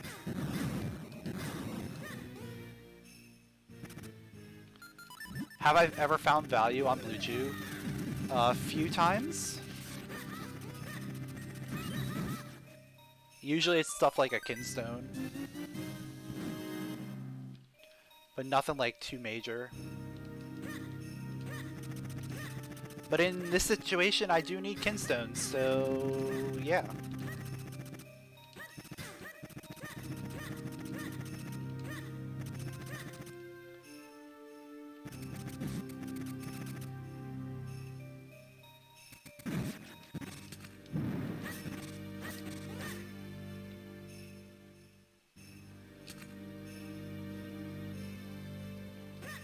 And here we get to figure out if I actually got everything. I did not.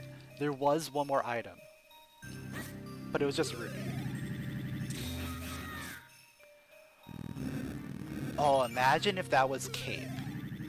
Or if that was, like, a big item. That would have been terrible.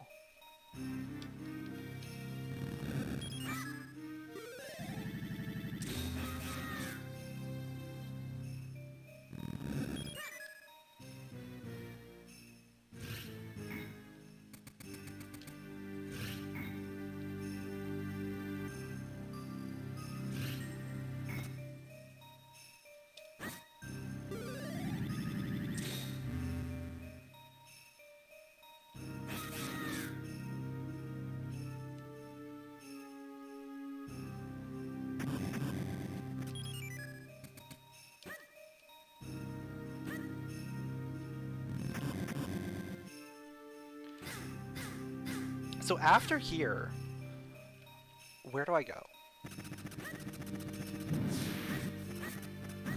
Because I'm starting to think, like, what's available to me? Graveyard is a thing that we haven't touched. We have full access to. There's still some stuff in town I can do.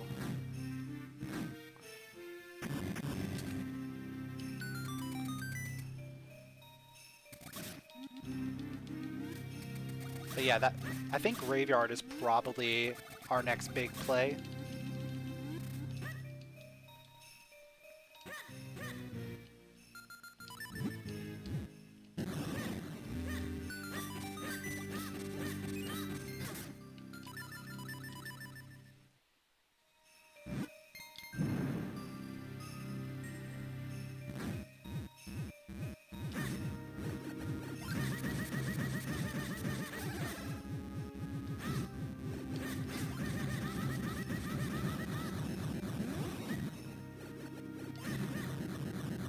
I knew it was going to be one hit. I was like, usually with 4-sword you can kill in one cycle, so I must have just missed one hit.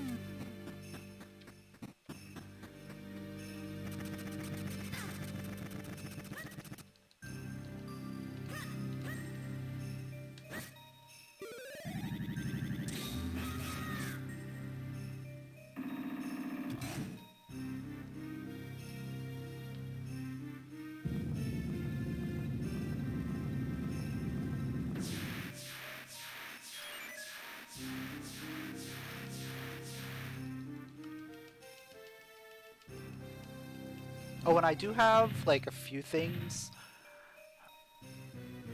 in Courtyard. I have the boots checks in Courtyard. And then some stuff in town as well.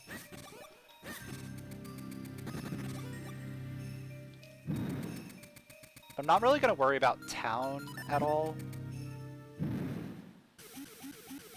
Yeah, this seed is turning pretty evil. It was really nice for a while, but now I just can't find anything.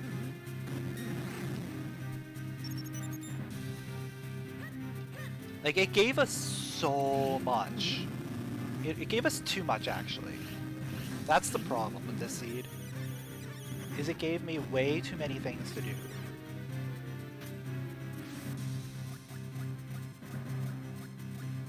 And too many places to go to.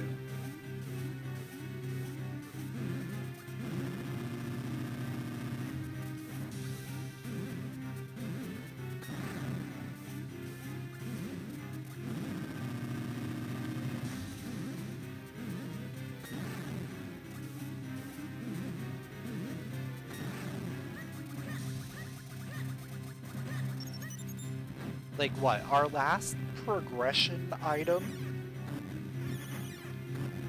Like, we got 4-sword an hour ago at this point. Almost. We got our last kinstone that we got quite a long time ago as well. And then we've had everything else before that. Yeah, we've been searching for a while.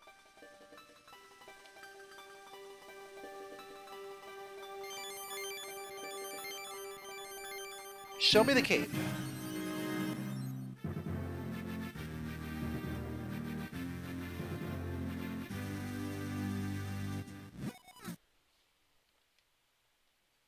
Nope.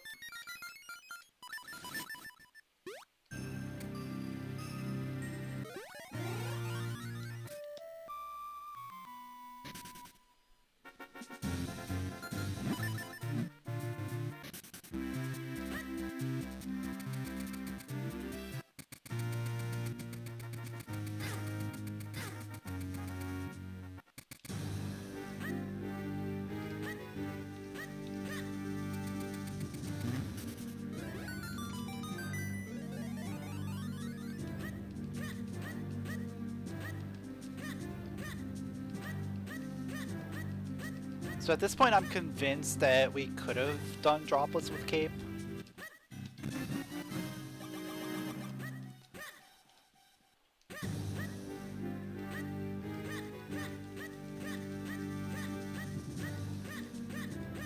Yeah, there is a ton of junk.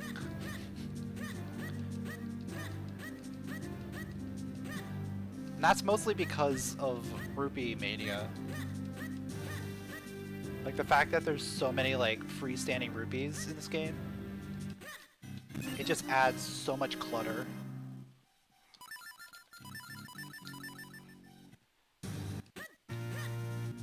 Like I'm fine with junk once in a while, but when it's basically everything that you get, it gets really annoying.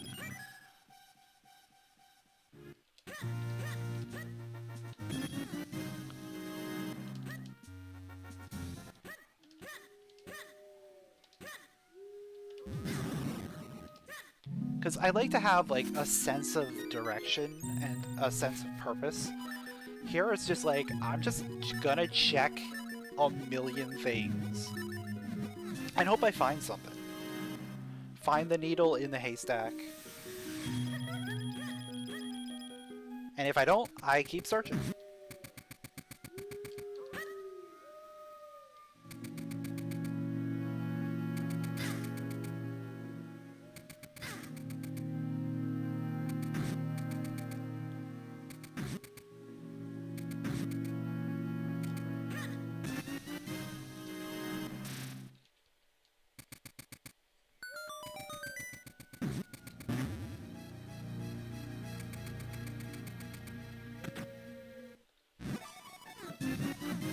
And I think that's why I like some of the alternate settings in Minish Cap, is because it makes it a fresher experience. And changes up the item pool a little bit. Like, Plentiful is a godsend. Or, you know, like glitches allowed, let you not have to worry about kinstones, things like that. That's a fake sword. That is a cape. That is a cape. I repeat, we have a potential cape.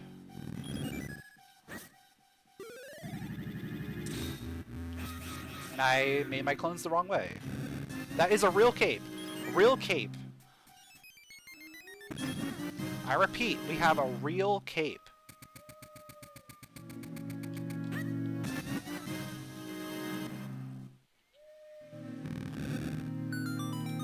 So we could have definitely had that cape for droplets.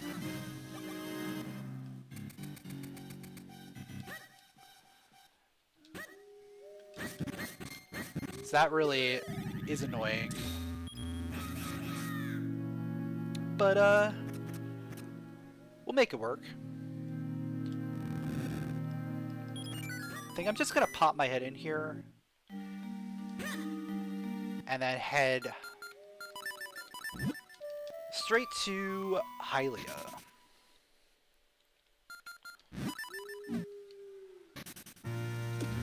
Because we've got some good stuff over here.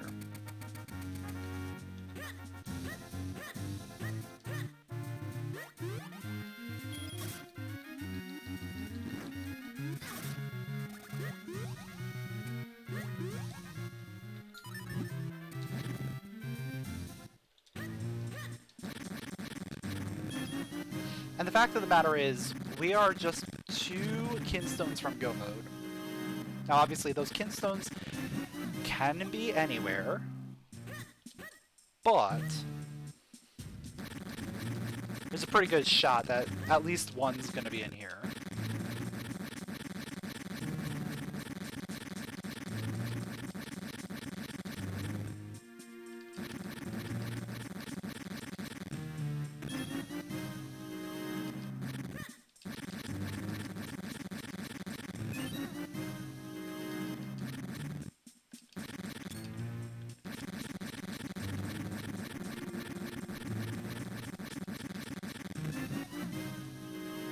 Maybe not.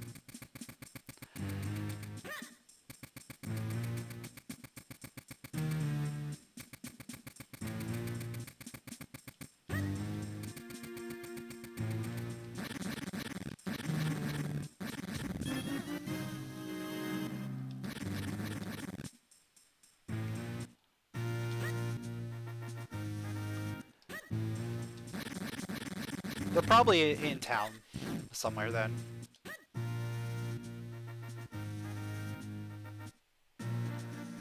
We have a lot of stuff in town that we can do.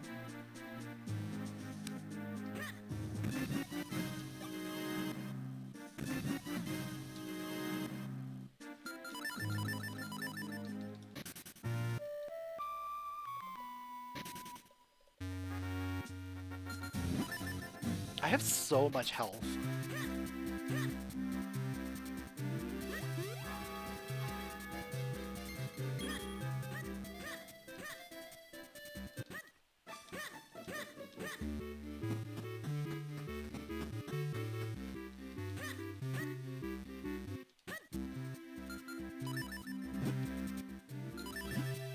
Yeah, I'm 2 hearts from max health, and I'm pretty sure I've probably skipped a heart here or there.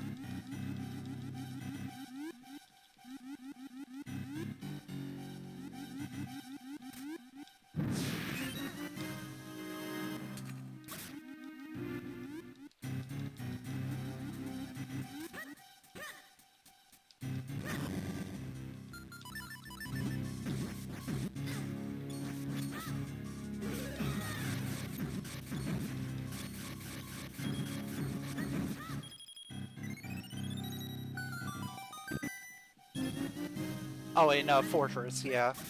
I think that was fake, though. If I'm not mistaken. It was a fake one.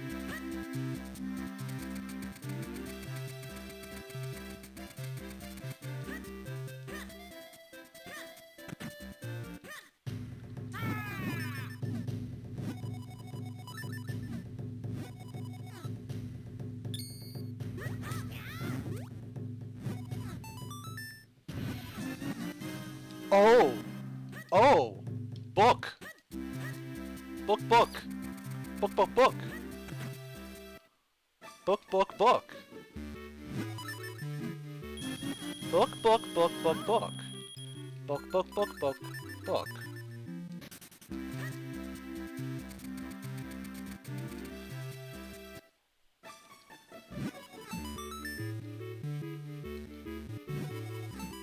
Come on, Yolari. Please give it to me. Not like it can help, because I still need another one, but I might as well check.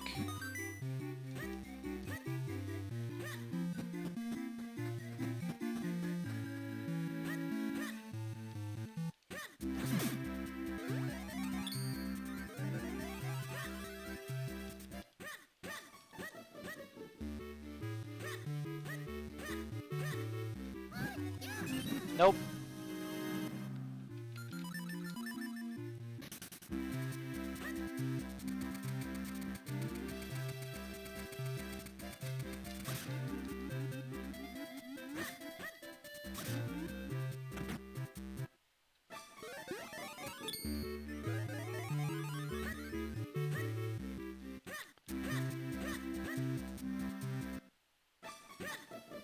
Alright, fountain time.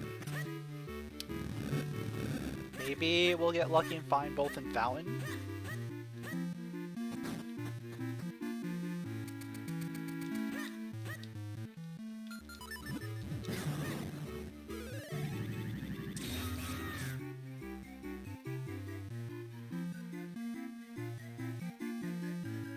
Like, we've definitely entered the part where it's I just have to check every single thing.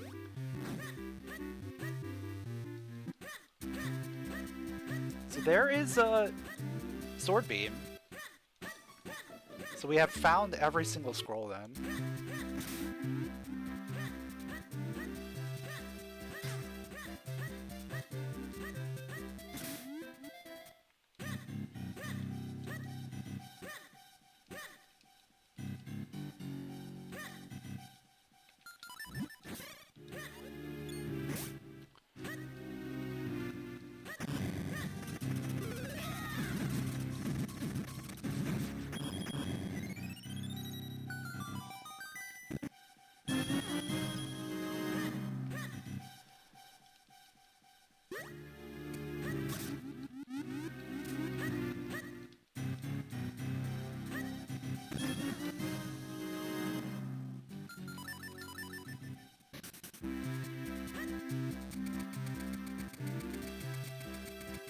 We still haven't gotten Karlov Medal.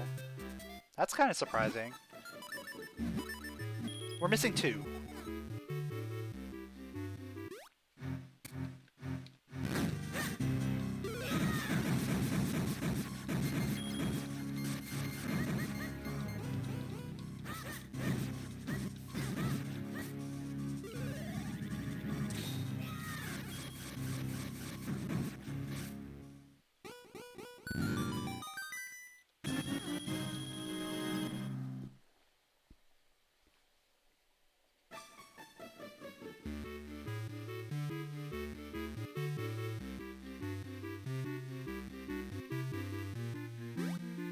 Yeah, I always do this late.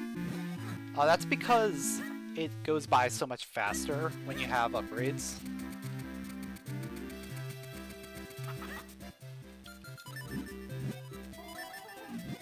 Like having spin attack, great spin, 4 sword, all that fun stuff makes it go by a lot faster.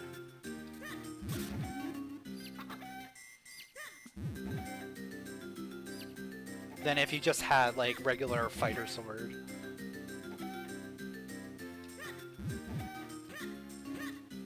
Where'd it go?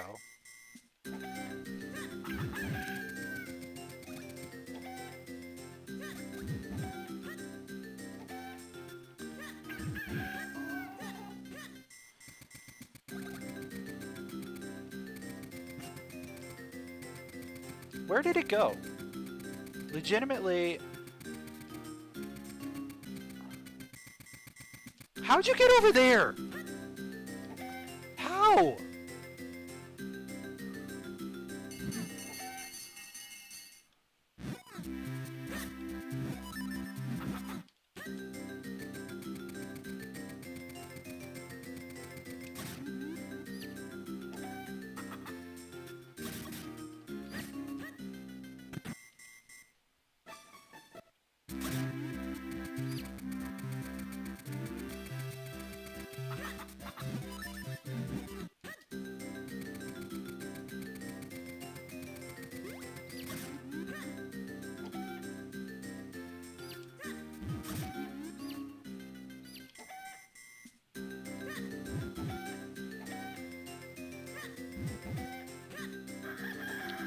See, that time he followed the script. He went right into the pen.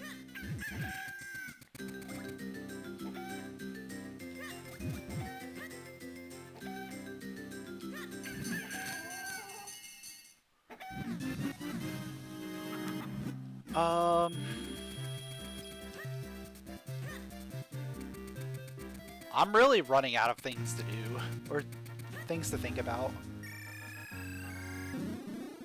I might have to go back and do the back of Fortress. Or go back and do the back of Crypt.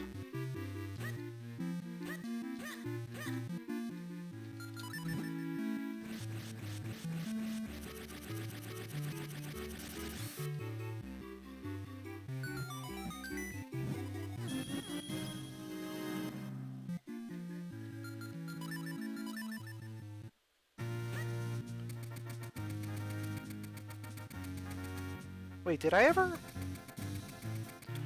I don't think I ever went back in and did Percy, right? Yeah, I never did the second check here. Well, at least that was nothing.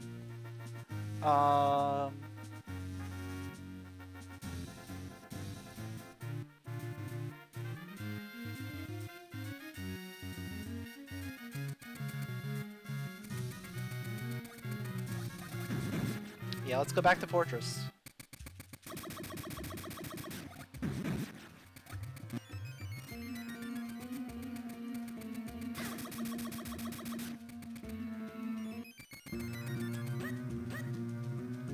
Yeah, I did talk to the smithy after Clearock.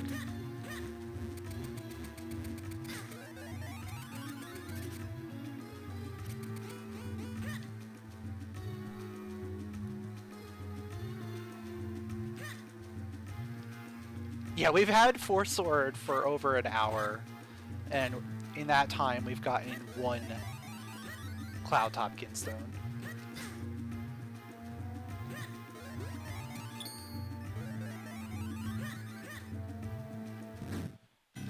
Yeah, it took us another hour to get the cave.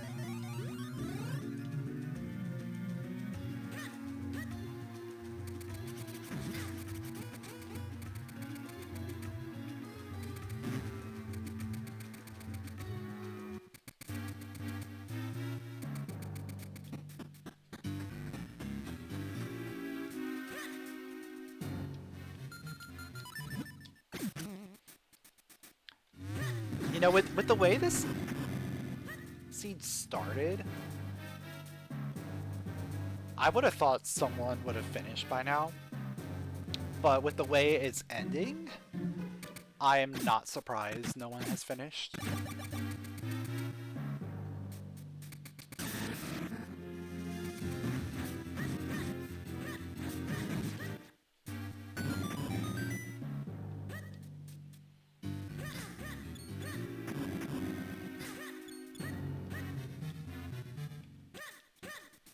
Alright, Oreo, have a good night.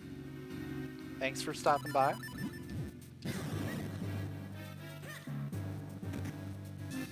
There's one. I would die if the second one was right there. And I could have had both of them if I just stuck around.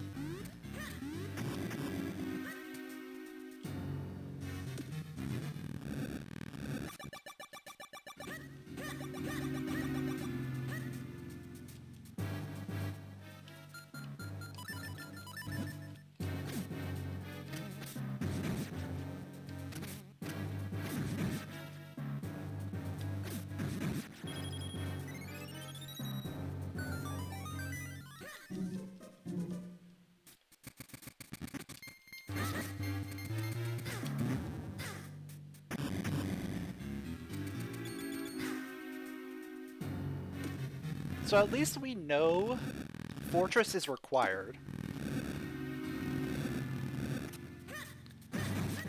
So anyone that was trying to put off Fortress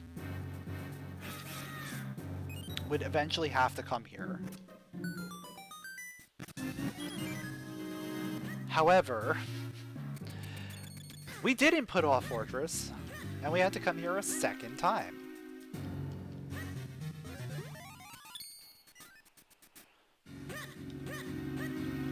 Because I decided to do the front and leave.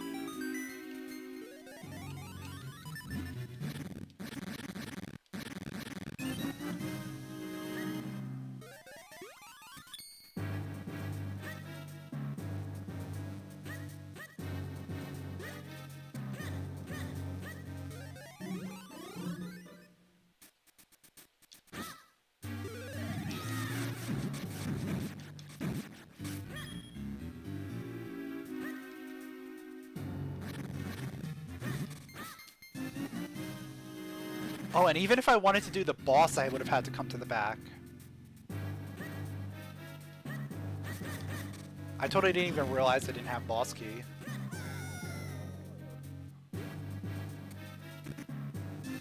And there's the second one. We're out. We're out. Let's go. They were both here.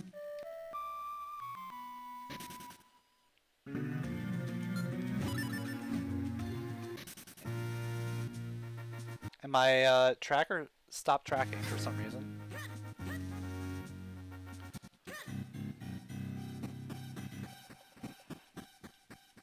So I made the right play earlier in coming to Fortress. I just needed to full clear Fortress.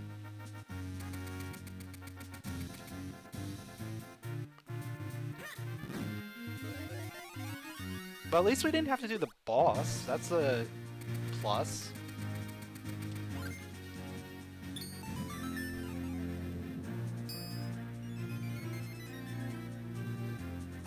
And now we just have to run through Palace. So hopefully Palace is quick.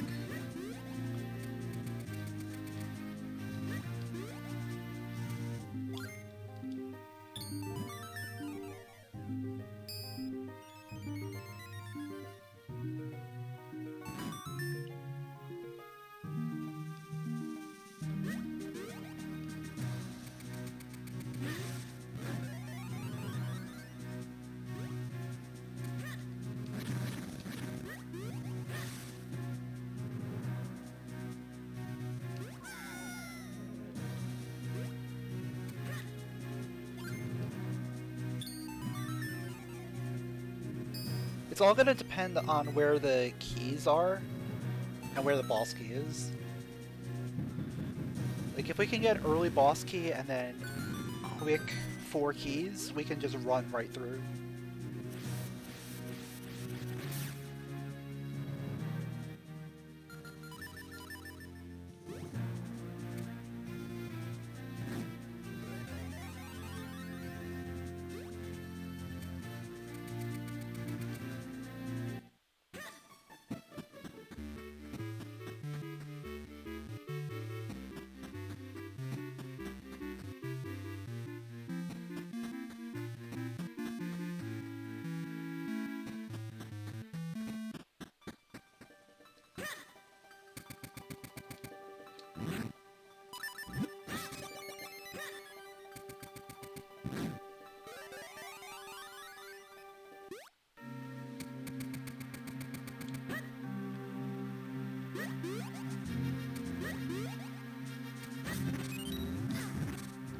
And then even after finishing Palace, I still have to do DHC.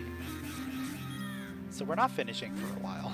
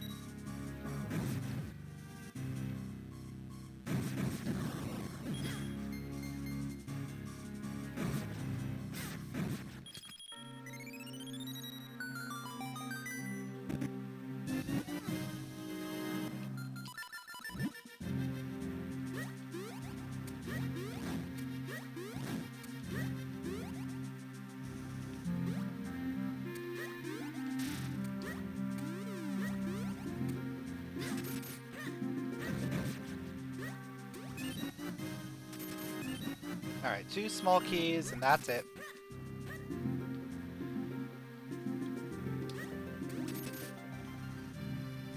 Which means we're probably gonna have to do Pot Push.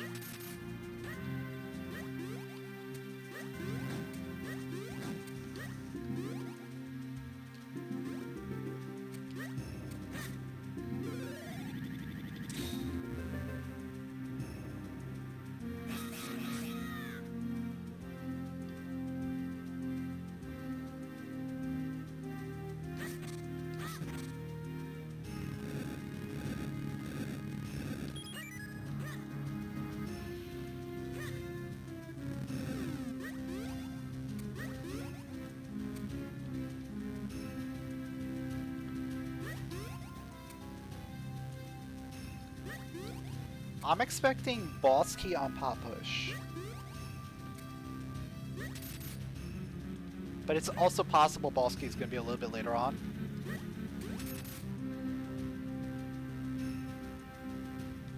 Reason I'm thinking that is because we only have 2 small keys right now. Normally if boss key is going to be on like Fan Loop or Vanilla, you're gonna need a lot of small keys.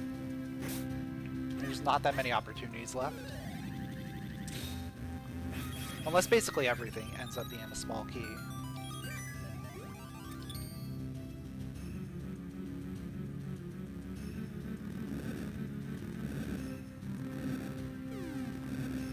In which case we still need to do Pot Push.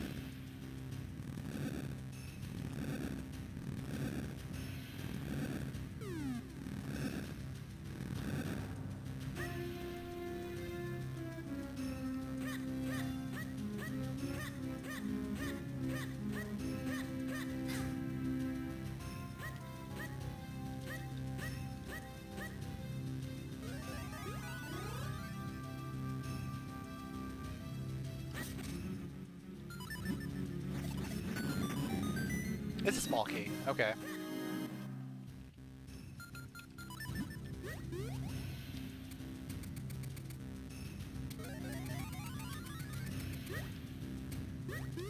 So that allows a little bit more leeway with where boss key can be.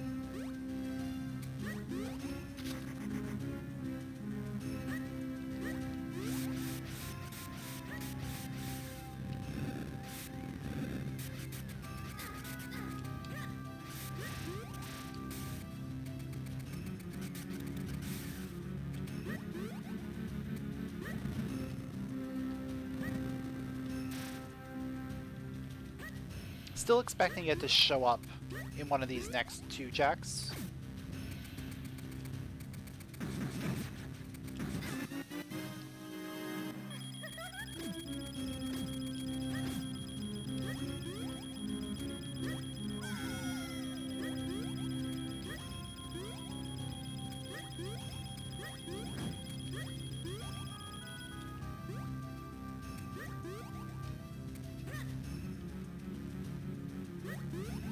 So if boss key is not here, that's a bad thing, but most likely it's here.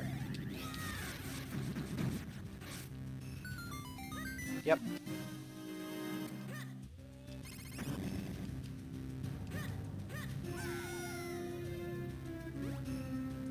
So now we just need one more small key in order to finish.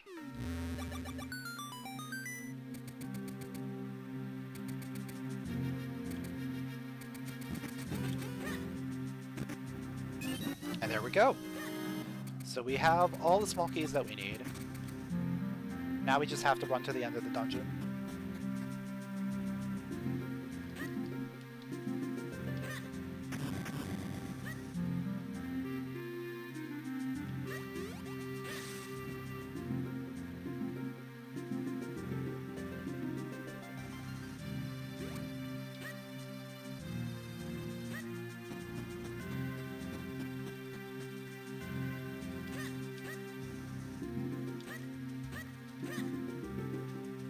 So now we're getting to that point where I can see like a few people making the correct decisions and finishing pretty soon.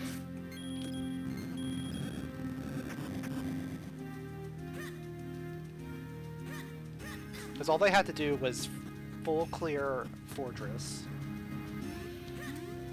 and then go to Graveyard. You didn't even have to go into Crypt. You just had to go to Graveyard.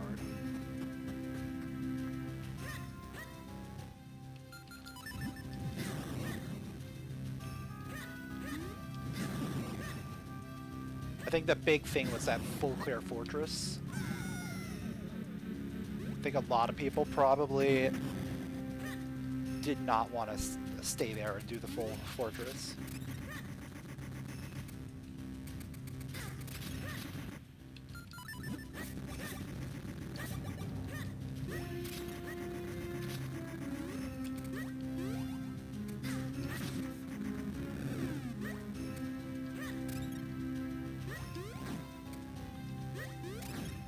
Usually there's that one person that will go into a dungeon and just full clear it, no matter what.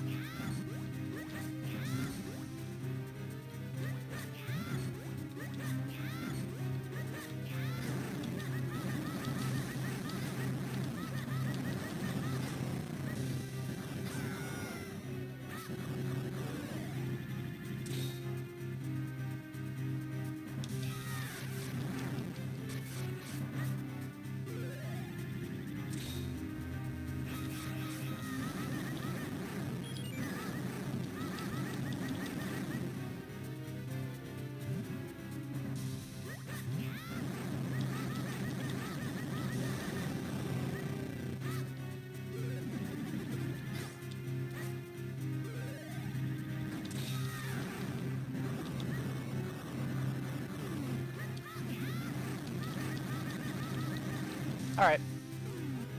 Fight wasn't that great, but we're moving. Moving on.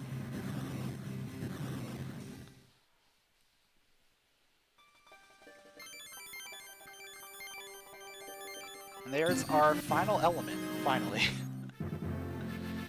That took a while.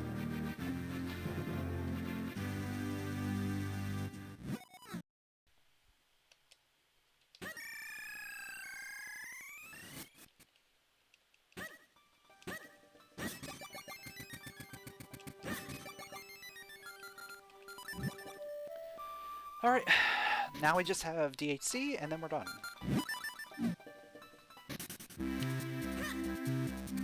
Hopefully we get a quick DHC because this is already taking a long time.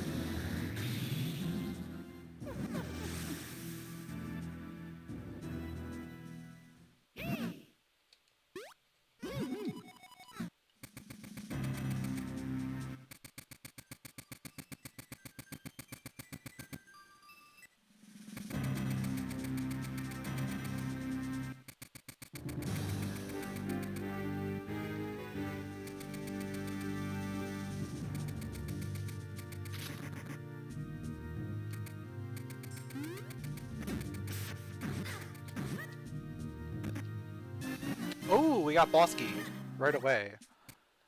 So now we just gotta check for a small key. I think doing king right here might be the best opportunity for a quick small key. I feel like king usually has a small key.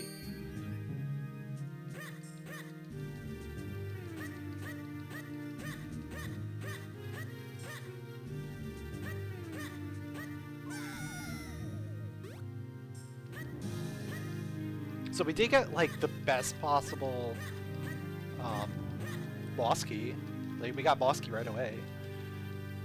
Now it's just a matter of finding a small key.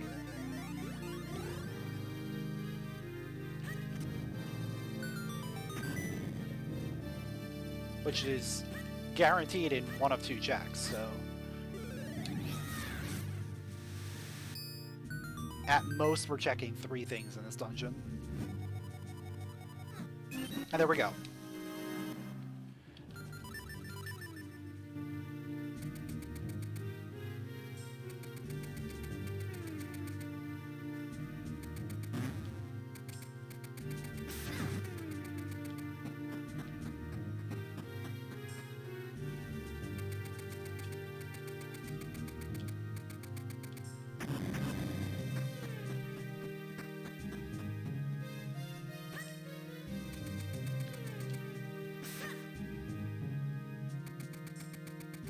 So now with how quick that DHC boss key was, Yep, there it is. I was about to say, I'm sure someone's about to finish. And there's Bluesy in first place with a 231.10. GG.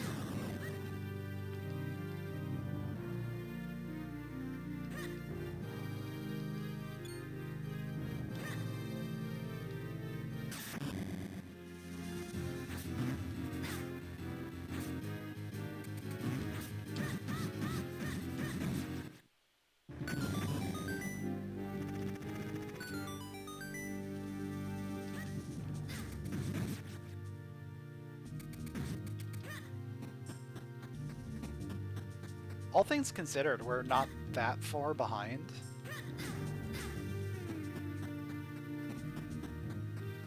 Obviously, if I had done Fortress in one go, I probably would have won this pretty easily.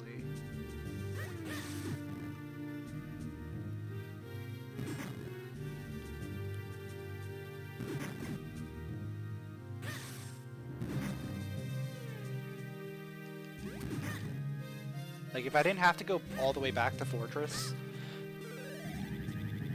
that would have saved me a lot of time.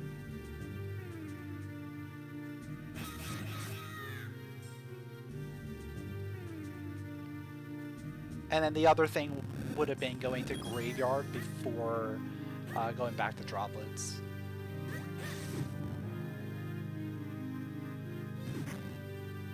Now, obviously, I had no idea where the cape was going to be,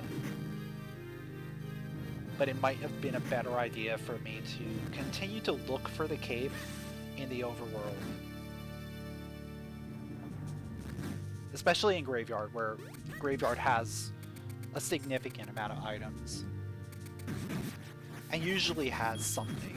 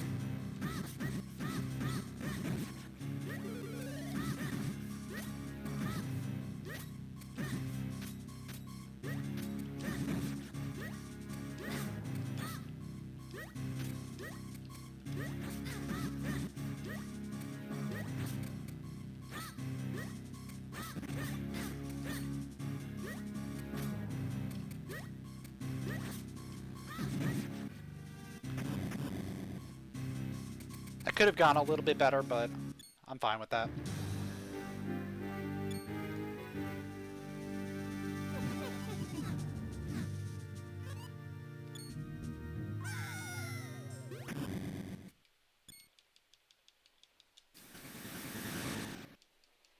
Now we just got Vadi.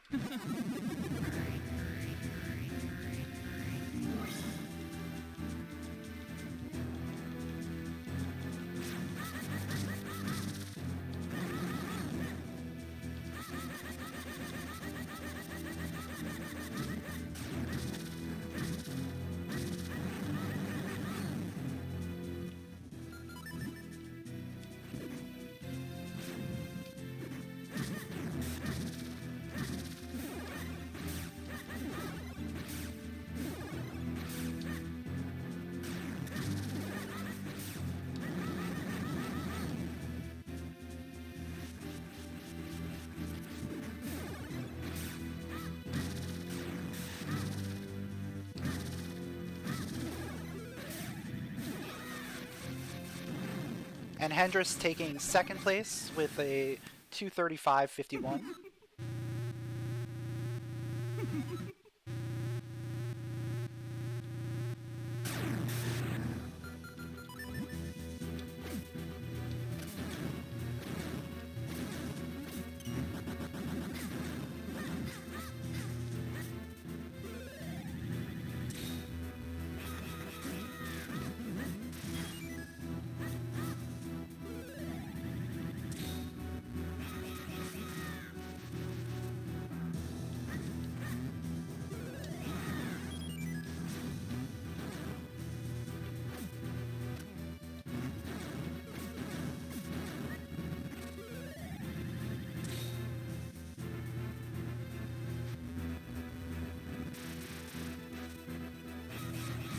Alright, body's gonna be really annoying right now.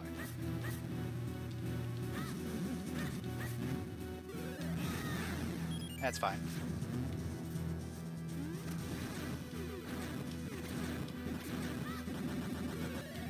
Bottom is usually really bad on phase 3.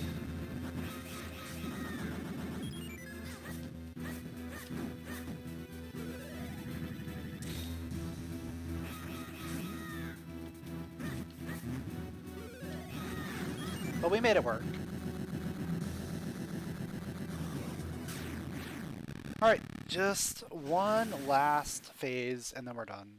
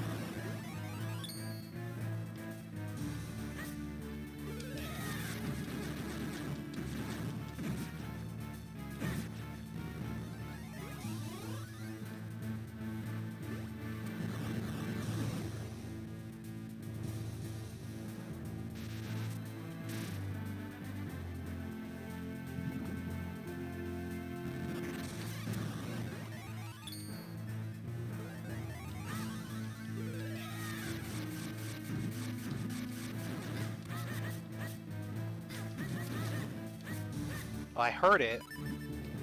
Don't know where it went. There it is.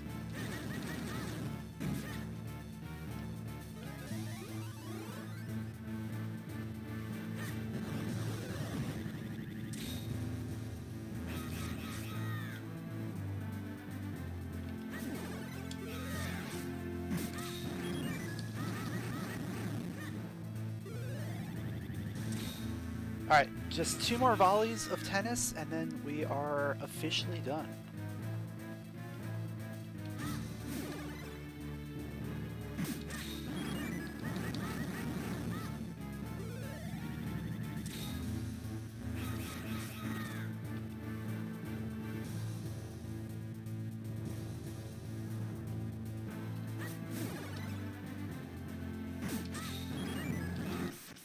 There we go. We finish in 3rd place with an official time 2:39.45.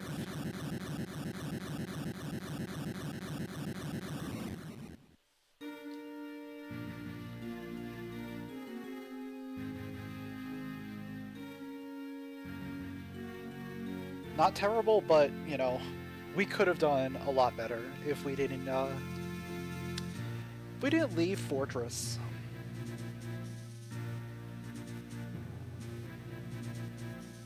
That was the big thing there, is leaving Fortress. And then also doing Swordless Dark Maze. That ended up biting me, because then I had to go back through Dark Maze again.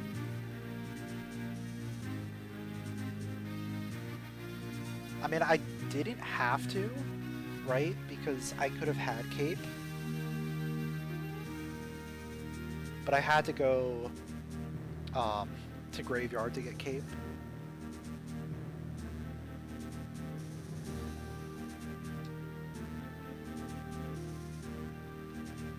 But yeah, otherwise that was a fun seed. Opened up a lot really quickly. Maybe too much. But it's still fun to figure out how to route through it.